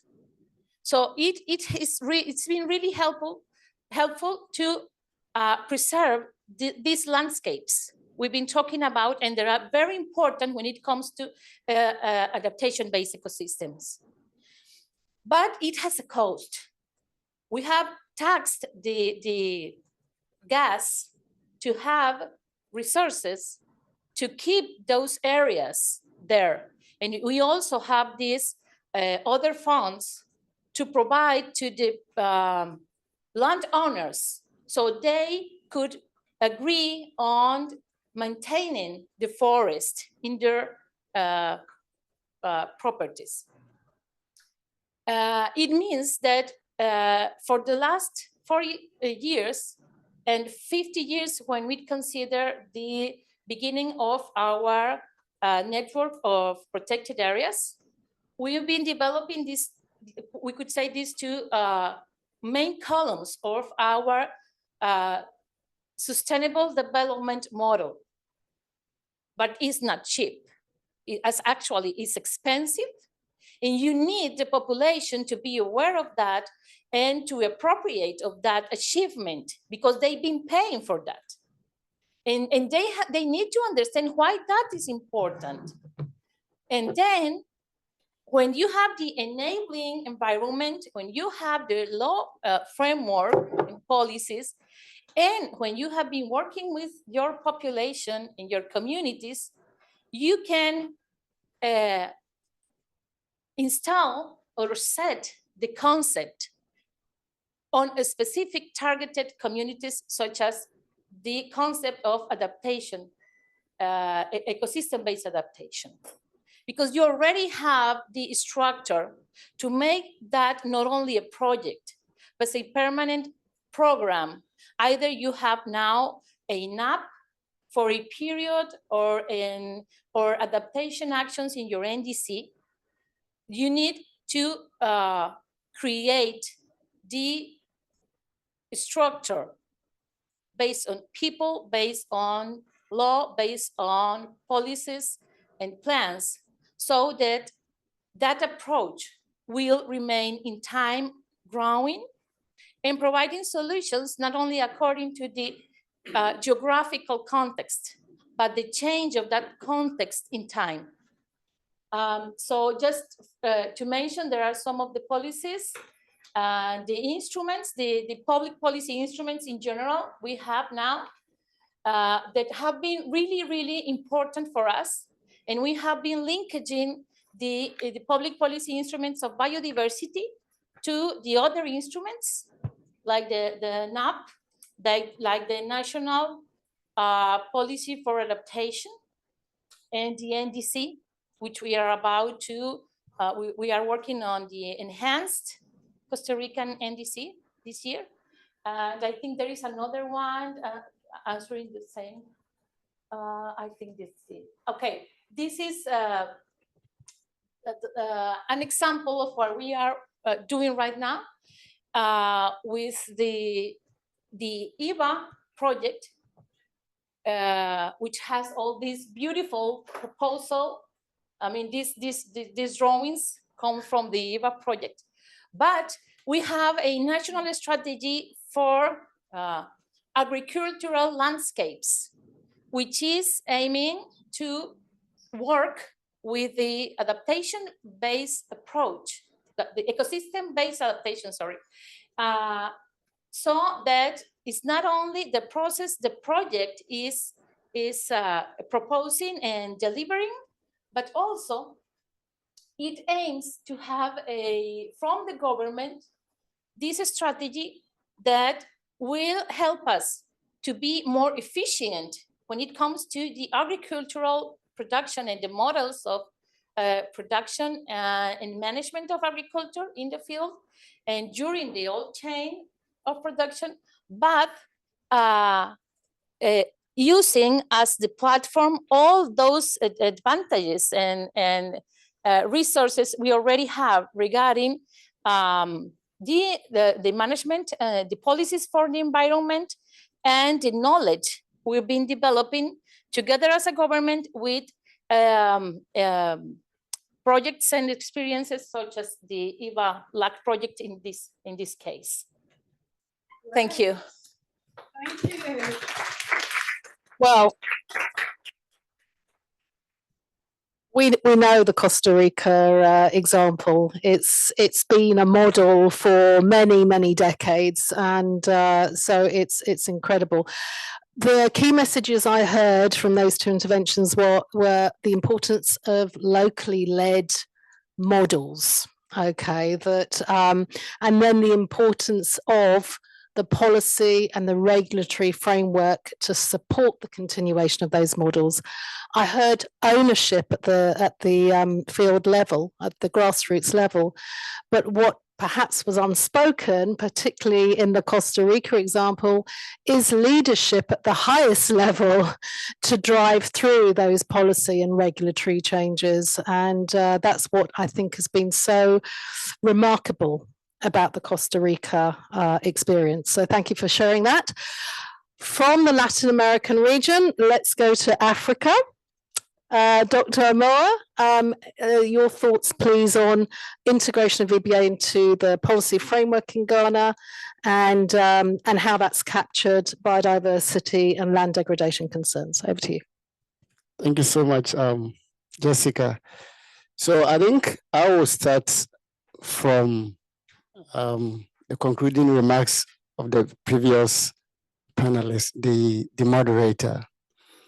He made a statement of the fact that this discourse started some years back and it died out. Now it's coming up.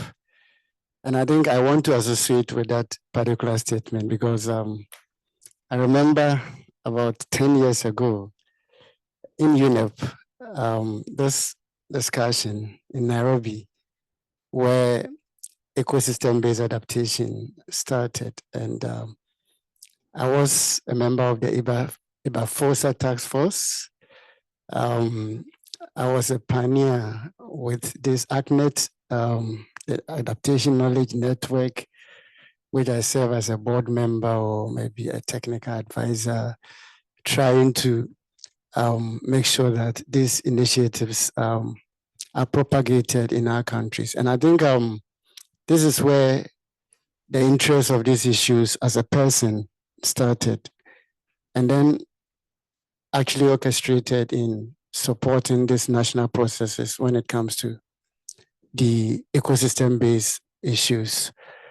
In Ghana, we have quite a number of policy landscapes that address several issues from different perspectives, like the others have spoken about. So we have, when it comes to biodiversity, in fact, it starts with over 10 years where the Ministry of Environment had a thought of having a coordination unit for the 3 conventions. And so biodiversity, climate change, and desertification. And for that thought, the coordination of those three conventions sits within the Ministry of Environment, and mainly led by the Environmental Protection Agency. So one institution, so that you can actually, from the upfront, have this kind of synergetic thinking in terms of design and then implementation.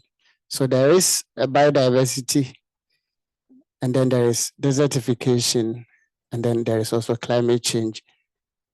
Beyond those, there are other several policies like RED+, agriculture and food security, which is also using ecosystem adaptation systems, and so on and so forth. What is the idea?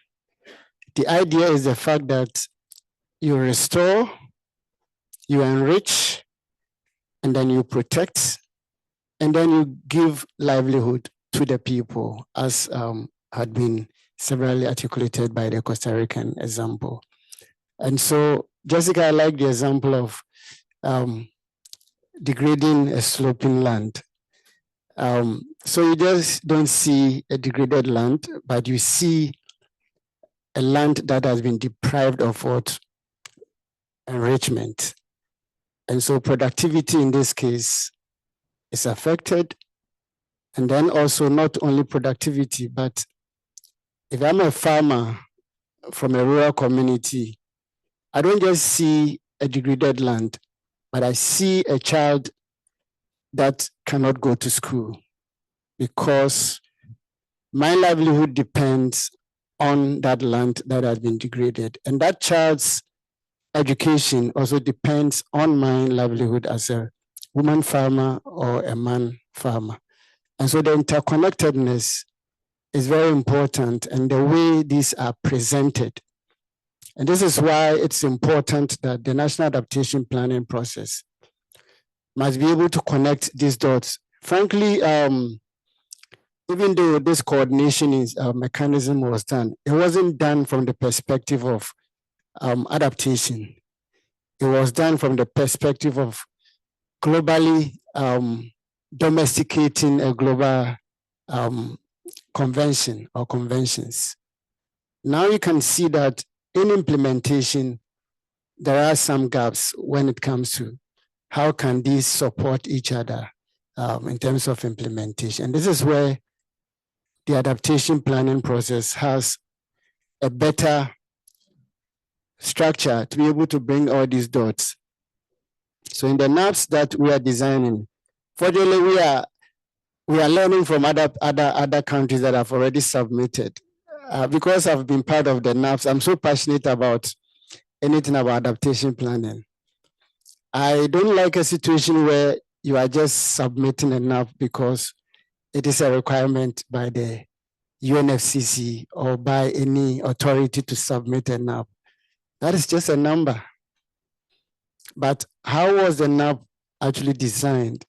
And what is going to be the aftermath of the submission of that document? Because submission is just a document. What comes out of the submission is very critical. And this is where lives, ecosystems, and livelihoods come in. And so Ghana's NAP is actually at the formulation stage, and we are picking up these pieces and trying to have a thematic area that looks at ecosystem based. So we have 4 thematic areas that we are looking at. So one of them is named strategically as ecosystem based adaptation, which will actually pick up all these ecosystems. And fortunately, we have 10 decentralized municipal district assemblies, we call them in Ghana. So the subnational structures. We have 10 assemblies that we have selected. And the selection of these assemblies were also along this thinking because they are from different ecosystems. So you pick the coastal community, you pick the forest community, you pick the dryland community, and so on and so forth, so that within these communities or districts or assemblies, there are some linkages that can be drawn by linking these 3 convention bodies affecting their livelihoods. So this is the thinking. And within this, we are also looking at urban resilience. And within the urban systems, there are a lot of nature-related issues that can support adaptation. One of it critically is wetlands. Anytime I have the opportunity to talk to people, I ask this very simple question. Why is it that in Accra, because I grew up in Accra, why is it that in those years, it was raining? Today it's raining. We used to have rains in Accra maybe once in every 30 years. That's what the history says. For the last 10 years, every single year, there is flooding. So I ask this simple question, that why is it that we are seeing this constant occurrence of flooding within the urban setting? And nobody seems to have the answer. From my technical perspective, one of the simplest answer that one can give is degradation. So now the greens have already been taken, so that there are a lot of houses that have been built that you've taken almost all the land cover. And so when it rains, it is very fast. To worsen the situation is what? Paving most of these environment within the urban setting. So it facilitates runoffs. And so when it rains, it's quickly that way. On top of that is conversion of wetlands into structures, concrete structures. And these wetlands by nature serves so much importance. And so if these things are being converted, so the question I ask them that when it rains, where do you want the water that is running to go? To your room, of course. To my office. Because where it's supposed to sit, you have already what? Deprived that place to be taken by that water. So nature has so much to tell us. And so using nature-based to address adaptation interventions serves for so much value for the people, for the ecosystem, and then also for the generations to come. I think I will just end here, then wait for your next question. Thank you very much. Thank you very much. I actually live near a wetland. I live in Nairobi, but there's a wetland, it's a small wetland. It's about, 2 kilometers squared. And in the recent floods in Nairobi, but also before then, I saw the incredible power of that wetland to absorb water, and not only that, to then release water. And because there was so much rain in April, the water that it was releasing was like a river, Now, if they build over that wetland, and Nairobi is urbanizing at quite a fast rate, I dread to think the flooding problem that's going to worsen. So I hope that they maintain the wetland there. Okay, thank you very much. From Africa, we go to Asia. Catherine, we haven't forgotten you. You've been very patient. Over to you for the same question. Great, thanks. And thanks, Dr. Moa, for setting the scene on wetlands, because that'll be a lot about my discussion. So I work at a regional level throughout Asia, but I'll share some lessons learned from some of the countries that we work with. I think from Jeffrey's presentation, we really see there's growing awareness and an integration of ecosystem-based adaptation into our national adaptation plans that we see. But there's still this gap on how exactly do we then implement that. So IUCN has been trying to do that with many of our partners in the region. In Thailand specifically, we saw that Thailand government generally was very interested in the idea of nature-based solutions and ecosystem-based adaptation. They were missing the sectoral guidance to help them kind of put that into action. So with GIZ, with the Office of National Water Resources of Thailand, and under an EBA project, IUCN developed a guidebook for the design and implementation of EBA measures in river basins in Thailand. So it provides that sector-specific guidance for implementing EBA in river basins. And the guidebook is really divided into 2 sections, first on the theory and the background of EBA, And second, on a step-by-step process of starting at understanding the site you're working at, moving through all the way to monitoring and evaluation. And this process really guides users through all the necessary steps with forms linked to each step, gives them a very practical opportunity to move through this process and work with local stakeholders to design ecosystem-based adaptations that work for local communities, as was said by Costa Rica, emphasizing the importance of that.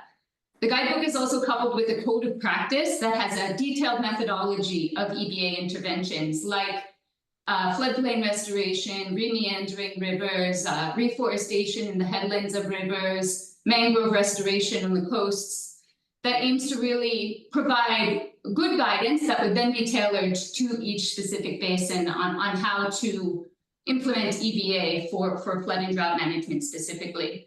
So this has been adopted by the Office of National Water Resources as a tool for all of their projects to understand the EBA potential to solve some of their challenges before defaulting to gray infrastructure. And we've also seen EBA integrated into policy in Vietnam.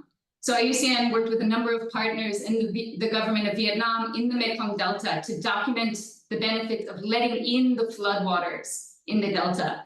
So we know deltas are really important for specifically for rice in much of Asia. Previously, there was a government resolution that promoted the exclusion of the flood so that they could farm 3 crops of rice intensively throughout the year.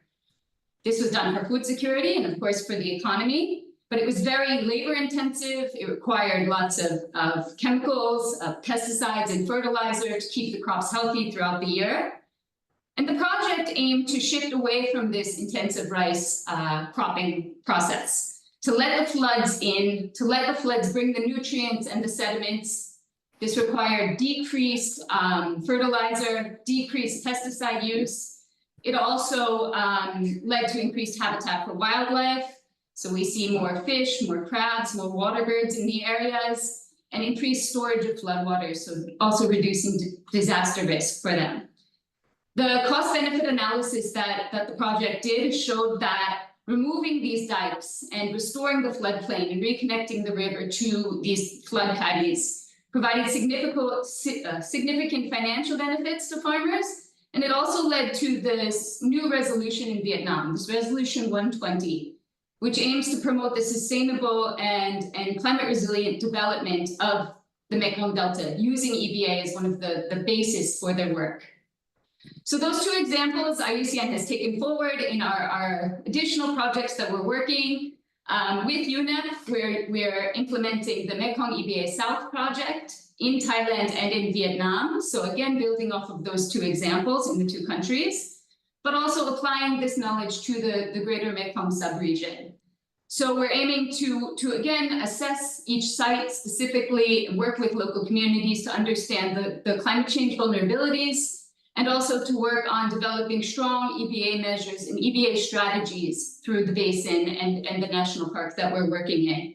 And then do cost-effective analyses of these interventions and ensure that the lessons learned are shared not only within the country, but also throughout the region to try to upscale the results in the future. So I'll leave it there. Thank you. Great, thank you. Okay, so we're 8 minutes away from 1, and 1 is our lunchtime, and I'm sure you're all hungry and want to get to lunch, so let's try and keep to 8 minutes, and opening the floor really for any remarks, observations from Jeffrey Chi's presentation to our regional, national interventions. There's a gentleman over there, a gentleman over here. Thank you. It's a very eye-opening kind of panel, I would say, because of the diversity of the panelists. It came from all over the world, especially where EBA has a different meaning that we, the researcher community and practitioners community, are feeling on our desk. No, it certainly has a very wide diversity of meaning. However, the risk that we, particularly when I talk we, it means the community that we are mostly sitting on the desk. Now we have a very narrow meaning of EBA, and the risk that not including the local diversity of in our framing is that we are leaving out a very big spectrum and potentialities of EBA into our decision making. So I'm not making any question. That's the observation I got, and I think we need to consider it in our overarching framing of EBA, which is ultimately again connected to NBS and all other things. Thank you.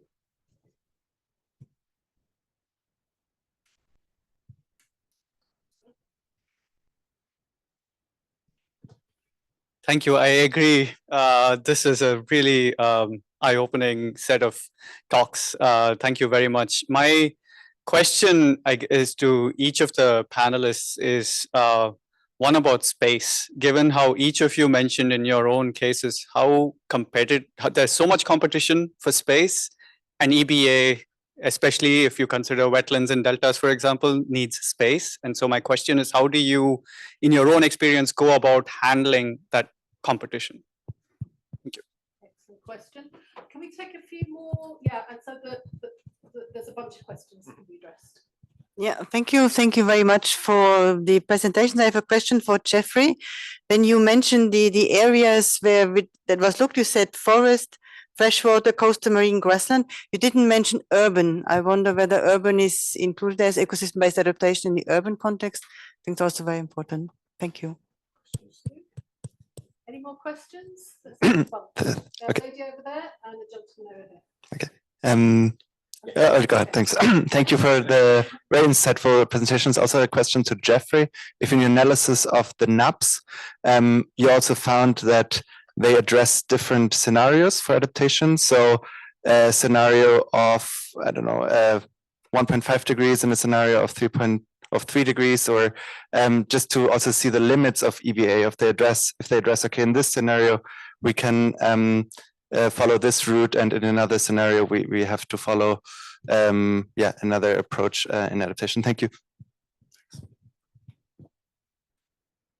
I also know that it is lunchtime, but it would be interesting to hear from the countries the perspective on, we've heard quite a bit about synergies and the need to find those synergies and the opportunities, but perhaps very short to hear some of the obstacles that we also need to know to overcome them and to find the opportunities.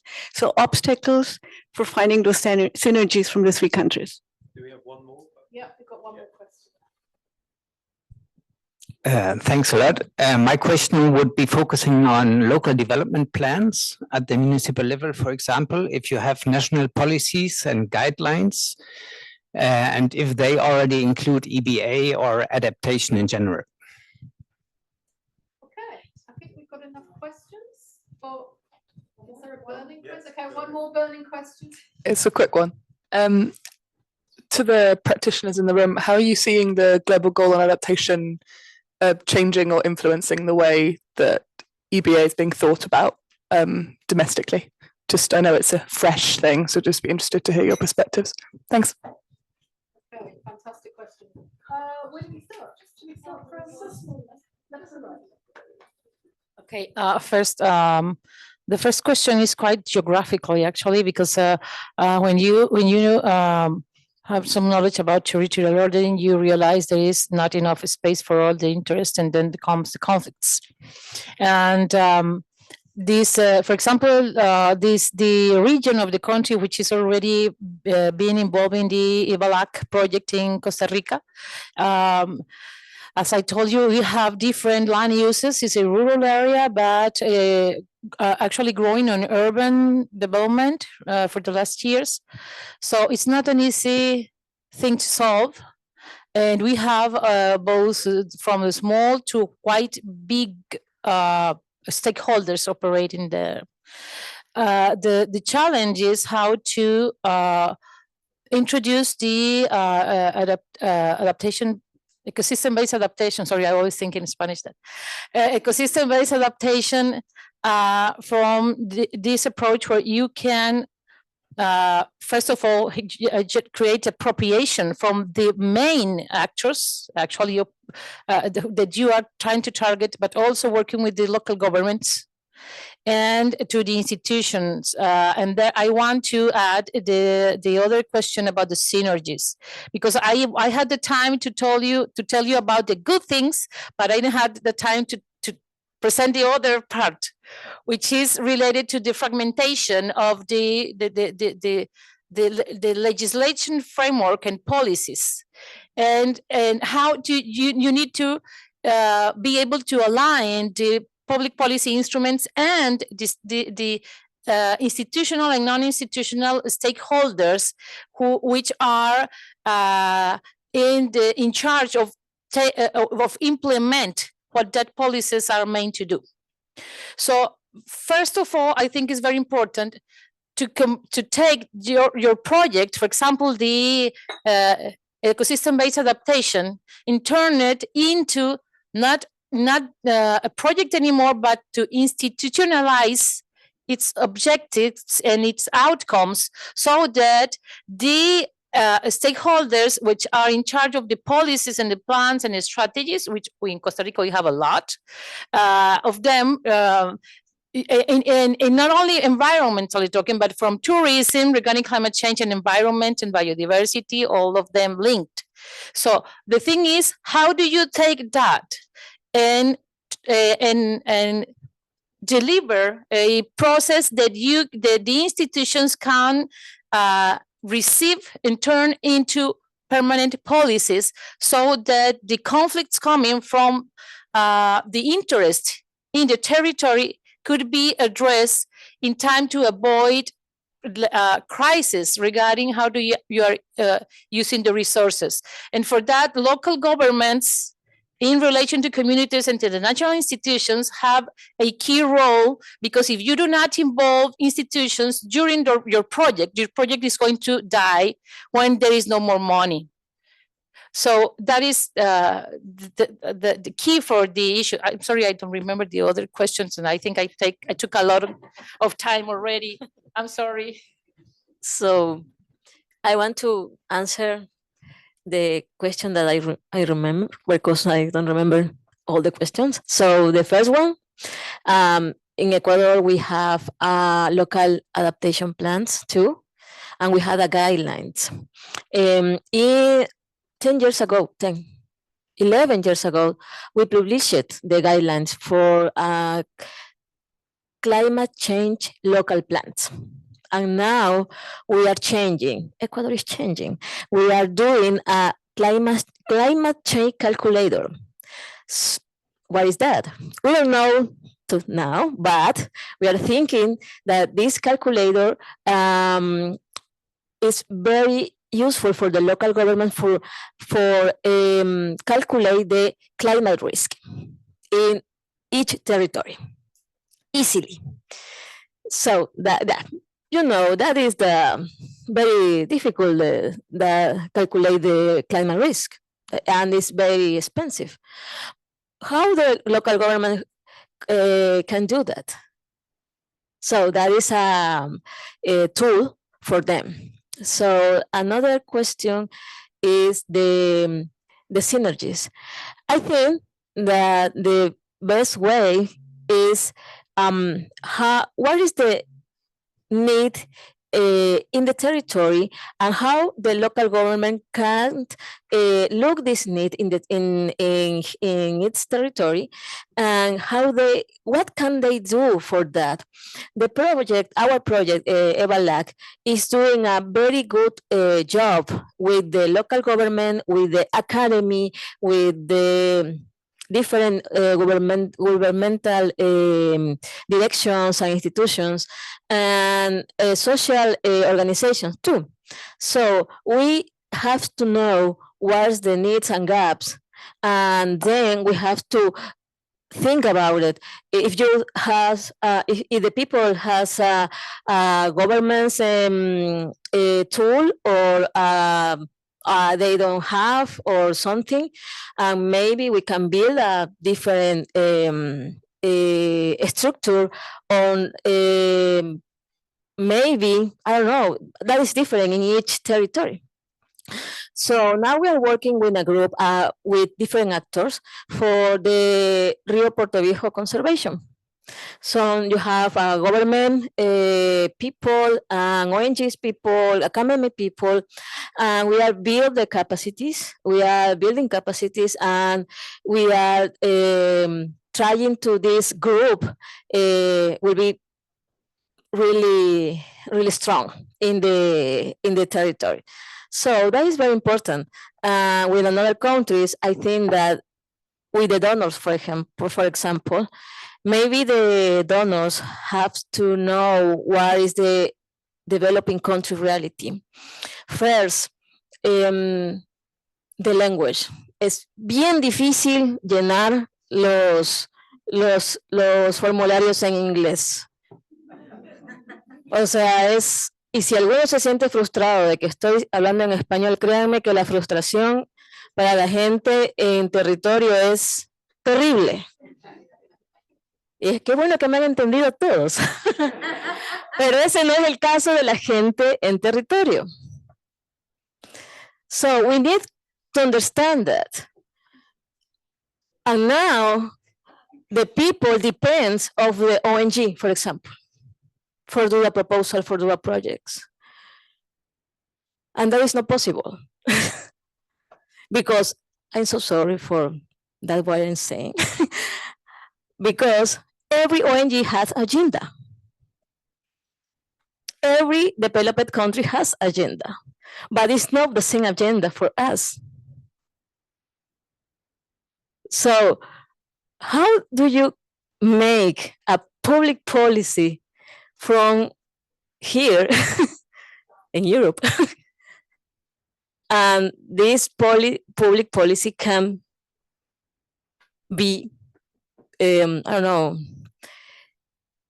impactante with many impact or a big impact in our countries. That doesn't happen.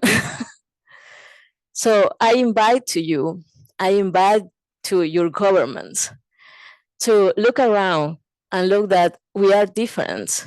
Each country is different. And when you really understand that difference, we really make a synergy between us. That's it. But it's impossible if you go to Peru, Bolivia, and say, you have to do EbA actions. What is that? And for close my intervention, I know, siempre no les gustan las cosas que digo a algunas personas, pero es importante. We need to explain our ONGs or governments what happened in our territories. So why is EbA LAC program has a big and nice results in Ecuador? Because we have a local technicians, for example. We have a team with people from Manabi, that is the community we are working. That is very important. But when you are visiting us and speaking English or German, that is very difficult for us. Really. And I love work with different ONGs, with UICN, with HZ, with International Conservation. It's really nice work with these ONGs, but sometimes all the ONGs have to align with the needs and gap of every country. So that is my message. That is my field, really, like a government. And that's it. Okay, thank you. It's 1:10. Let me just remind the three questions for Dr. Moa and Catherine. Space for EbA, obstacles for integration, and whether the GGA decision has made any difference to the country context.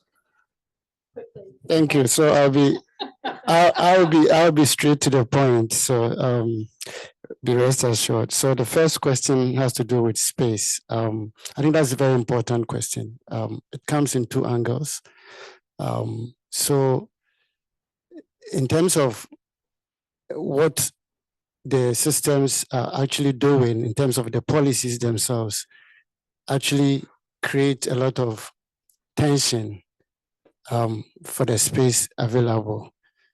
And so if you really want to be able to free some space, then we need to look into the repetitions of activities within these policy documents and then programming that are coming up. And I can have several examples from desertification, the REDD+ policies, and then also the biodiversity, and then within climate. So if you can actually look into this programming, you can actually free some space for some of these things.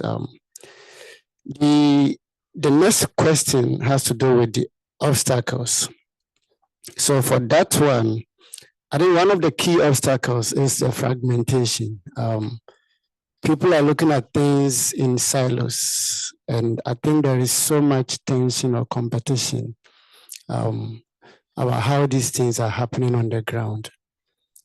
Partly maybe from the country, and then also partly from the donor or the programs that have been, because even within the UN institutions, there's so much tension within the UN institutions, doing different things, maybe within same direction. And so one from the country perspective, and then also probably from the programs that are coming by itself. So by the design of these programs, you can actually see some kind of fragmentations. The other one has to do with, in Ghana's context, has to do with weak enforcement of laws and bylaws. I think it is really, I cited the example of wetland. If the laws are working, you wouldn't actually give permit for houses to be built in wetlands if the laws are working. And so some of the things internally have to do with weak laws and then how these laws are being enforced.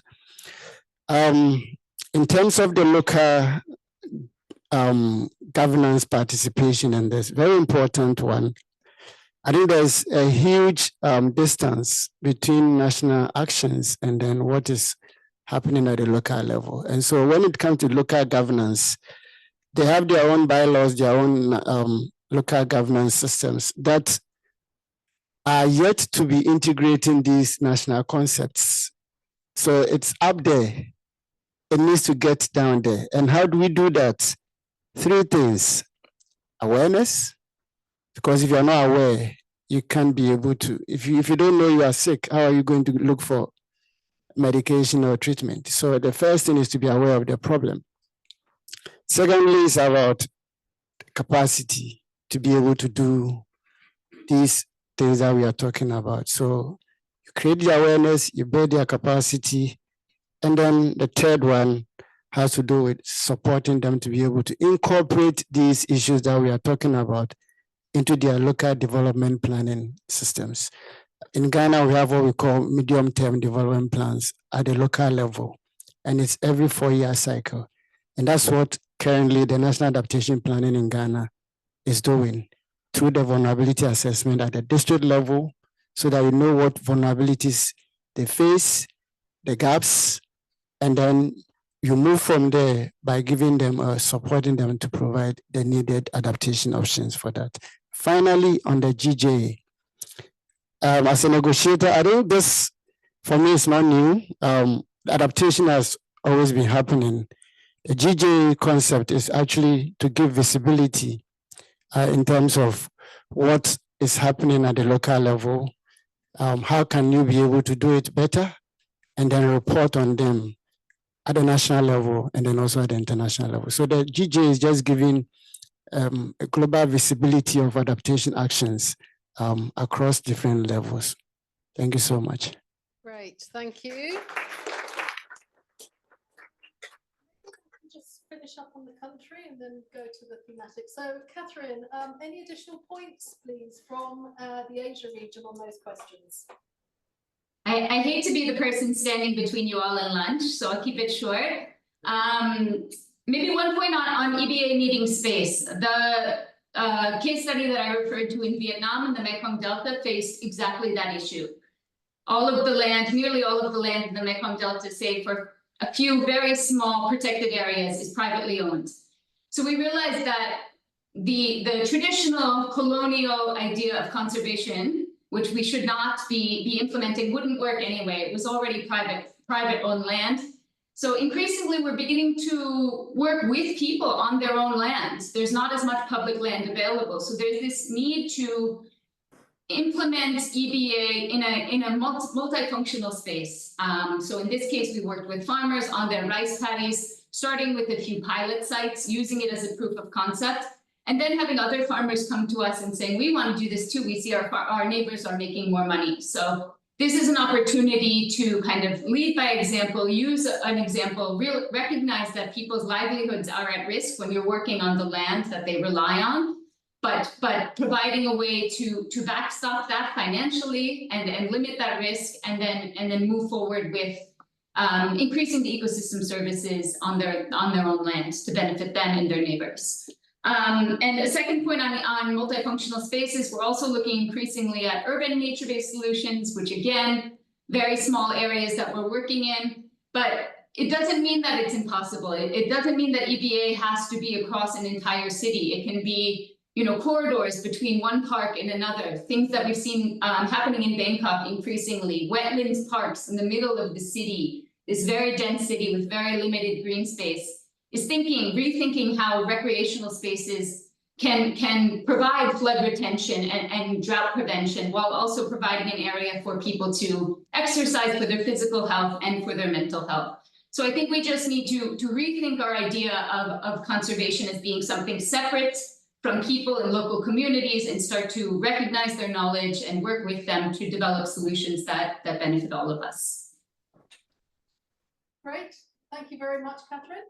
And then for the last response, over to you. Thank you. I realize I'm your last obstacle to lunch, so I'll be really fast. Urban in the EBA review, in the 19 NAPs we reviewed in 2021, it did not show up. But from a preliminary analysis of the current 56, I can say that there's a lot of mention of urban EBA, mainly in the context of health. So heat wave and heat mitigation during heat wave seasons. But also, as the previous speaker mentioned, on flood retention. So urban ponds and urban kind of, I forgot the name, but let's chat. On the scenario planning on adaptation, I think that's kind of a key priority in terms of during the identification of EBA options. So lots of EBA can maybe work in one area, but you still have to go through the scoring and evaluation process to see which one actually makes sense in that area. And sometimes different temperature scenarios might not make it work. And I just came from Fiji, where the government hosted a EBA knowledge exchange with local NGOs and also government agencies. And one message came out clear is that EBA cannot solve everything. There are limits to EBA, and we need to use a mix of gray and green infrastructure to be able to address some of the climate risks they are facing. So that's a part of kind of that scenario planning, is sometimes mangrove just wouldn't cut it, and you need an actual gray infrastructure to support that. But yeah, happy to chat more on that. And lastly, just a really, really quick comment on kind of the first question on EBA has different meaning. A part of the EBA knowledge exchange is we brought in translators for folks who can only speak Itoke, so the Fijian language, and that's a really helpful way to understand actual concerns from community members and what EBA means to a local community. Because, as ISD produces so many guidances, but global guidance makes no sense if you don't localize them to the local context. And IUCN's NBS standard is very clear as well. NBS implementation needs to take into consideration local context, scenario, and circumstances. So that is absolutely crucial. And ISD is a part of the COP-UP initiative, the Climate Adaptation and Protected Area Initiative, where kind of an important aspect of that is the freedom prior informed consent process, that we go into communities, obtain their consent, and do consultation on the EBA options that we're going to implement. And understanding what EBA means to the local community is a central part of that FPIC process. And we really hope more organizations and more funders prioritize that when you're funding EBA projects or when we're implementing EBA projects. So thanks. Okay, great.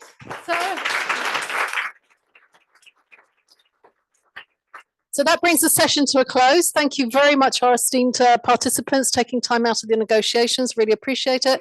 And for your kind participation and attention. Thank you.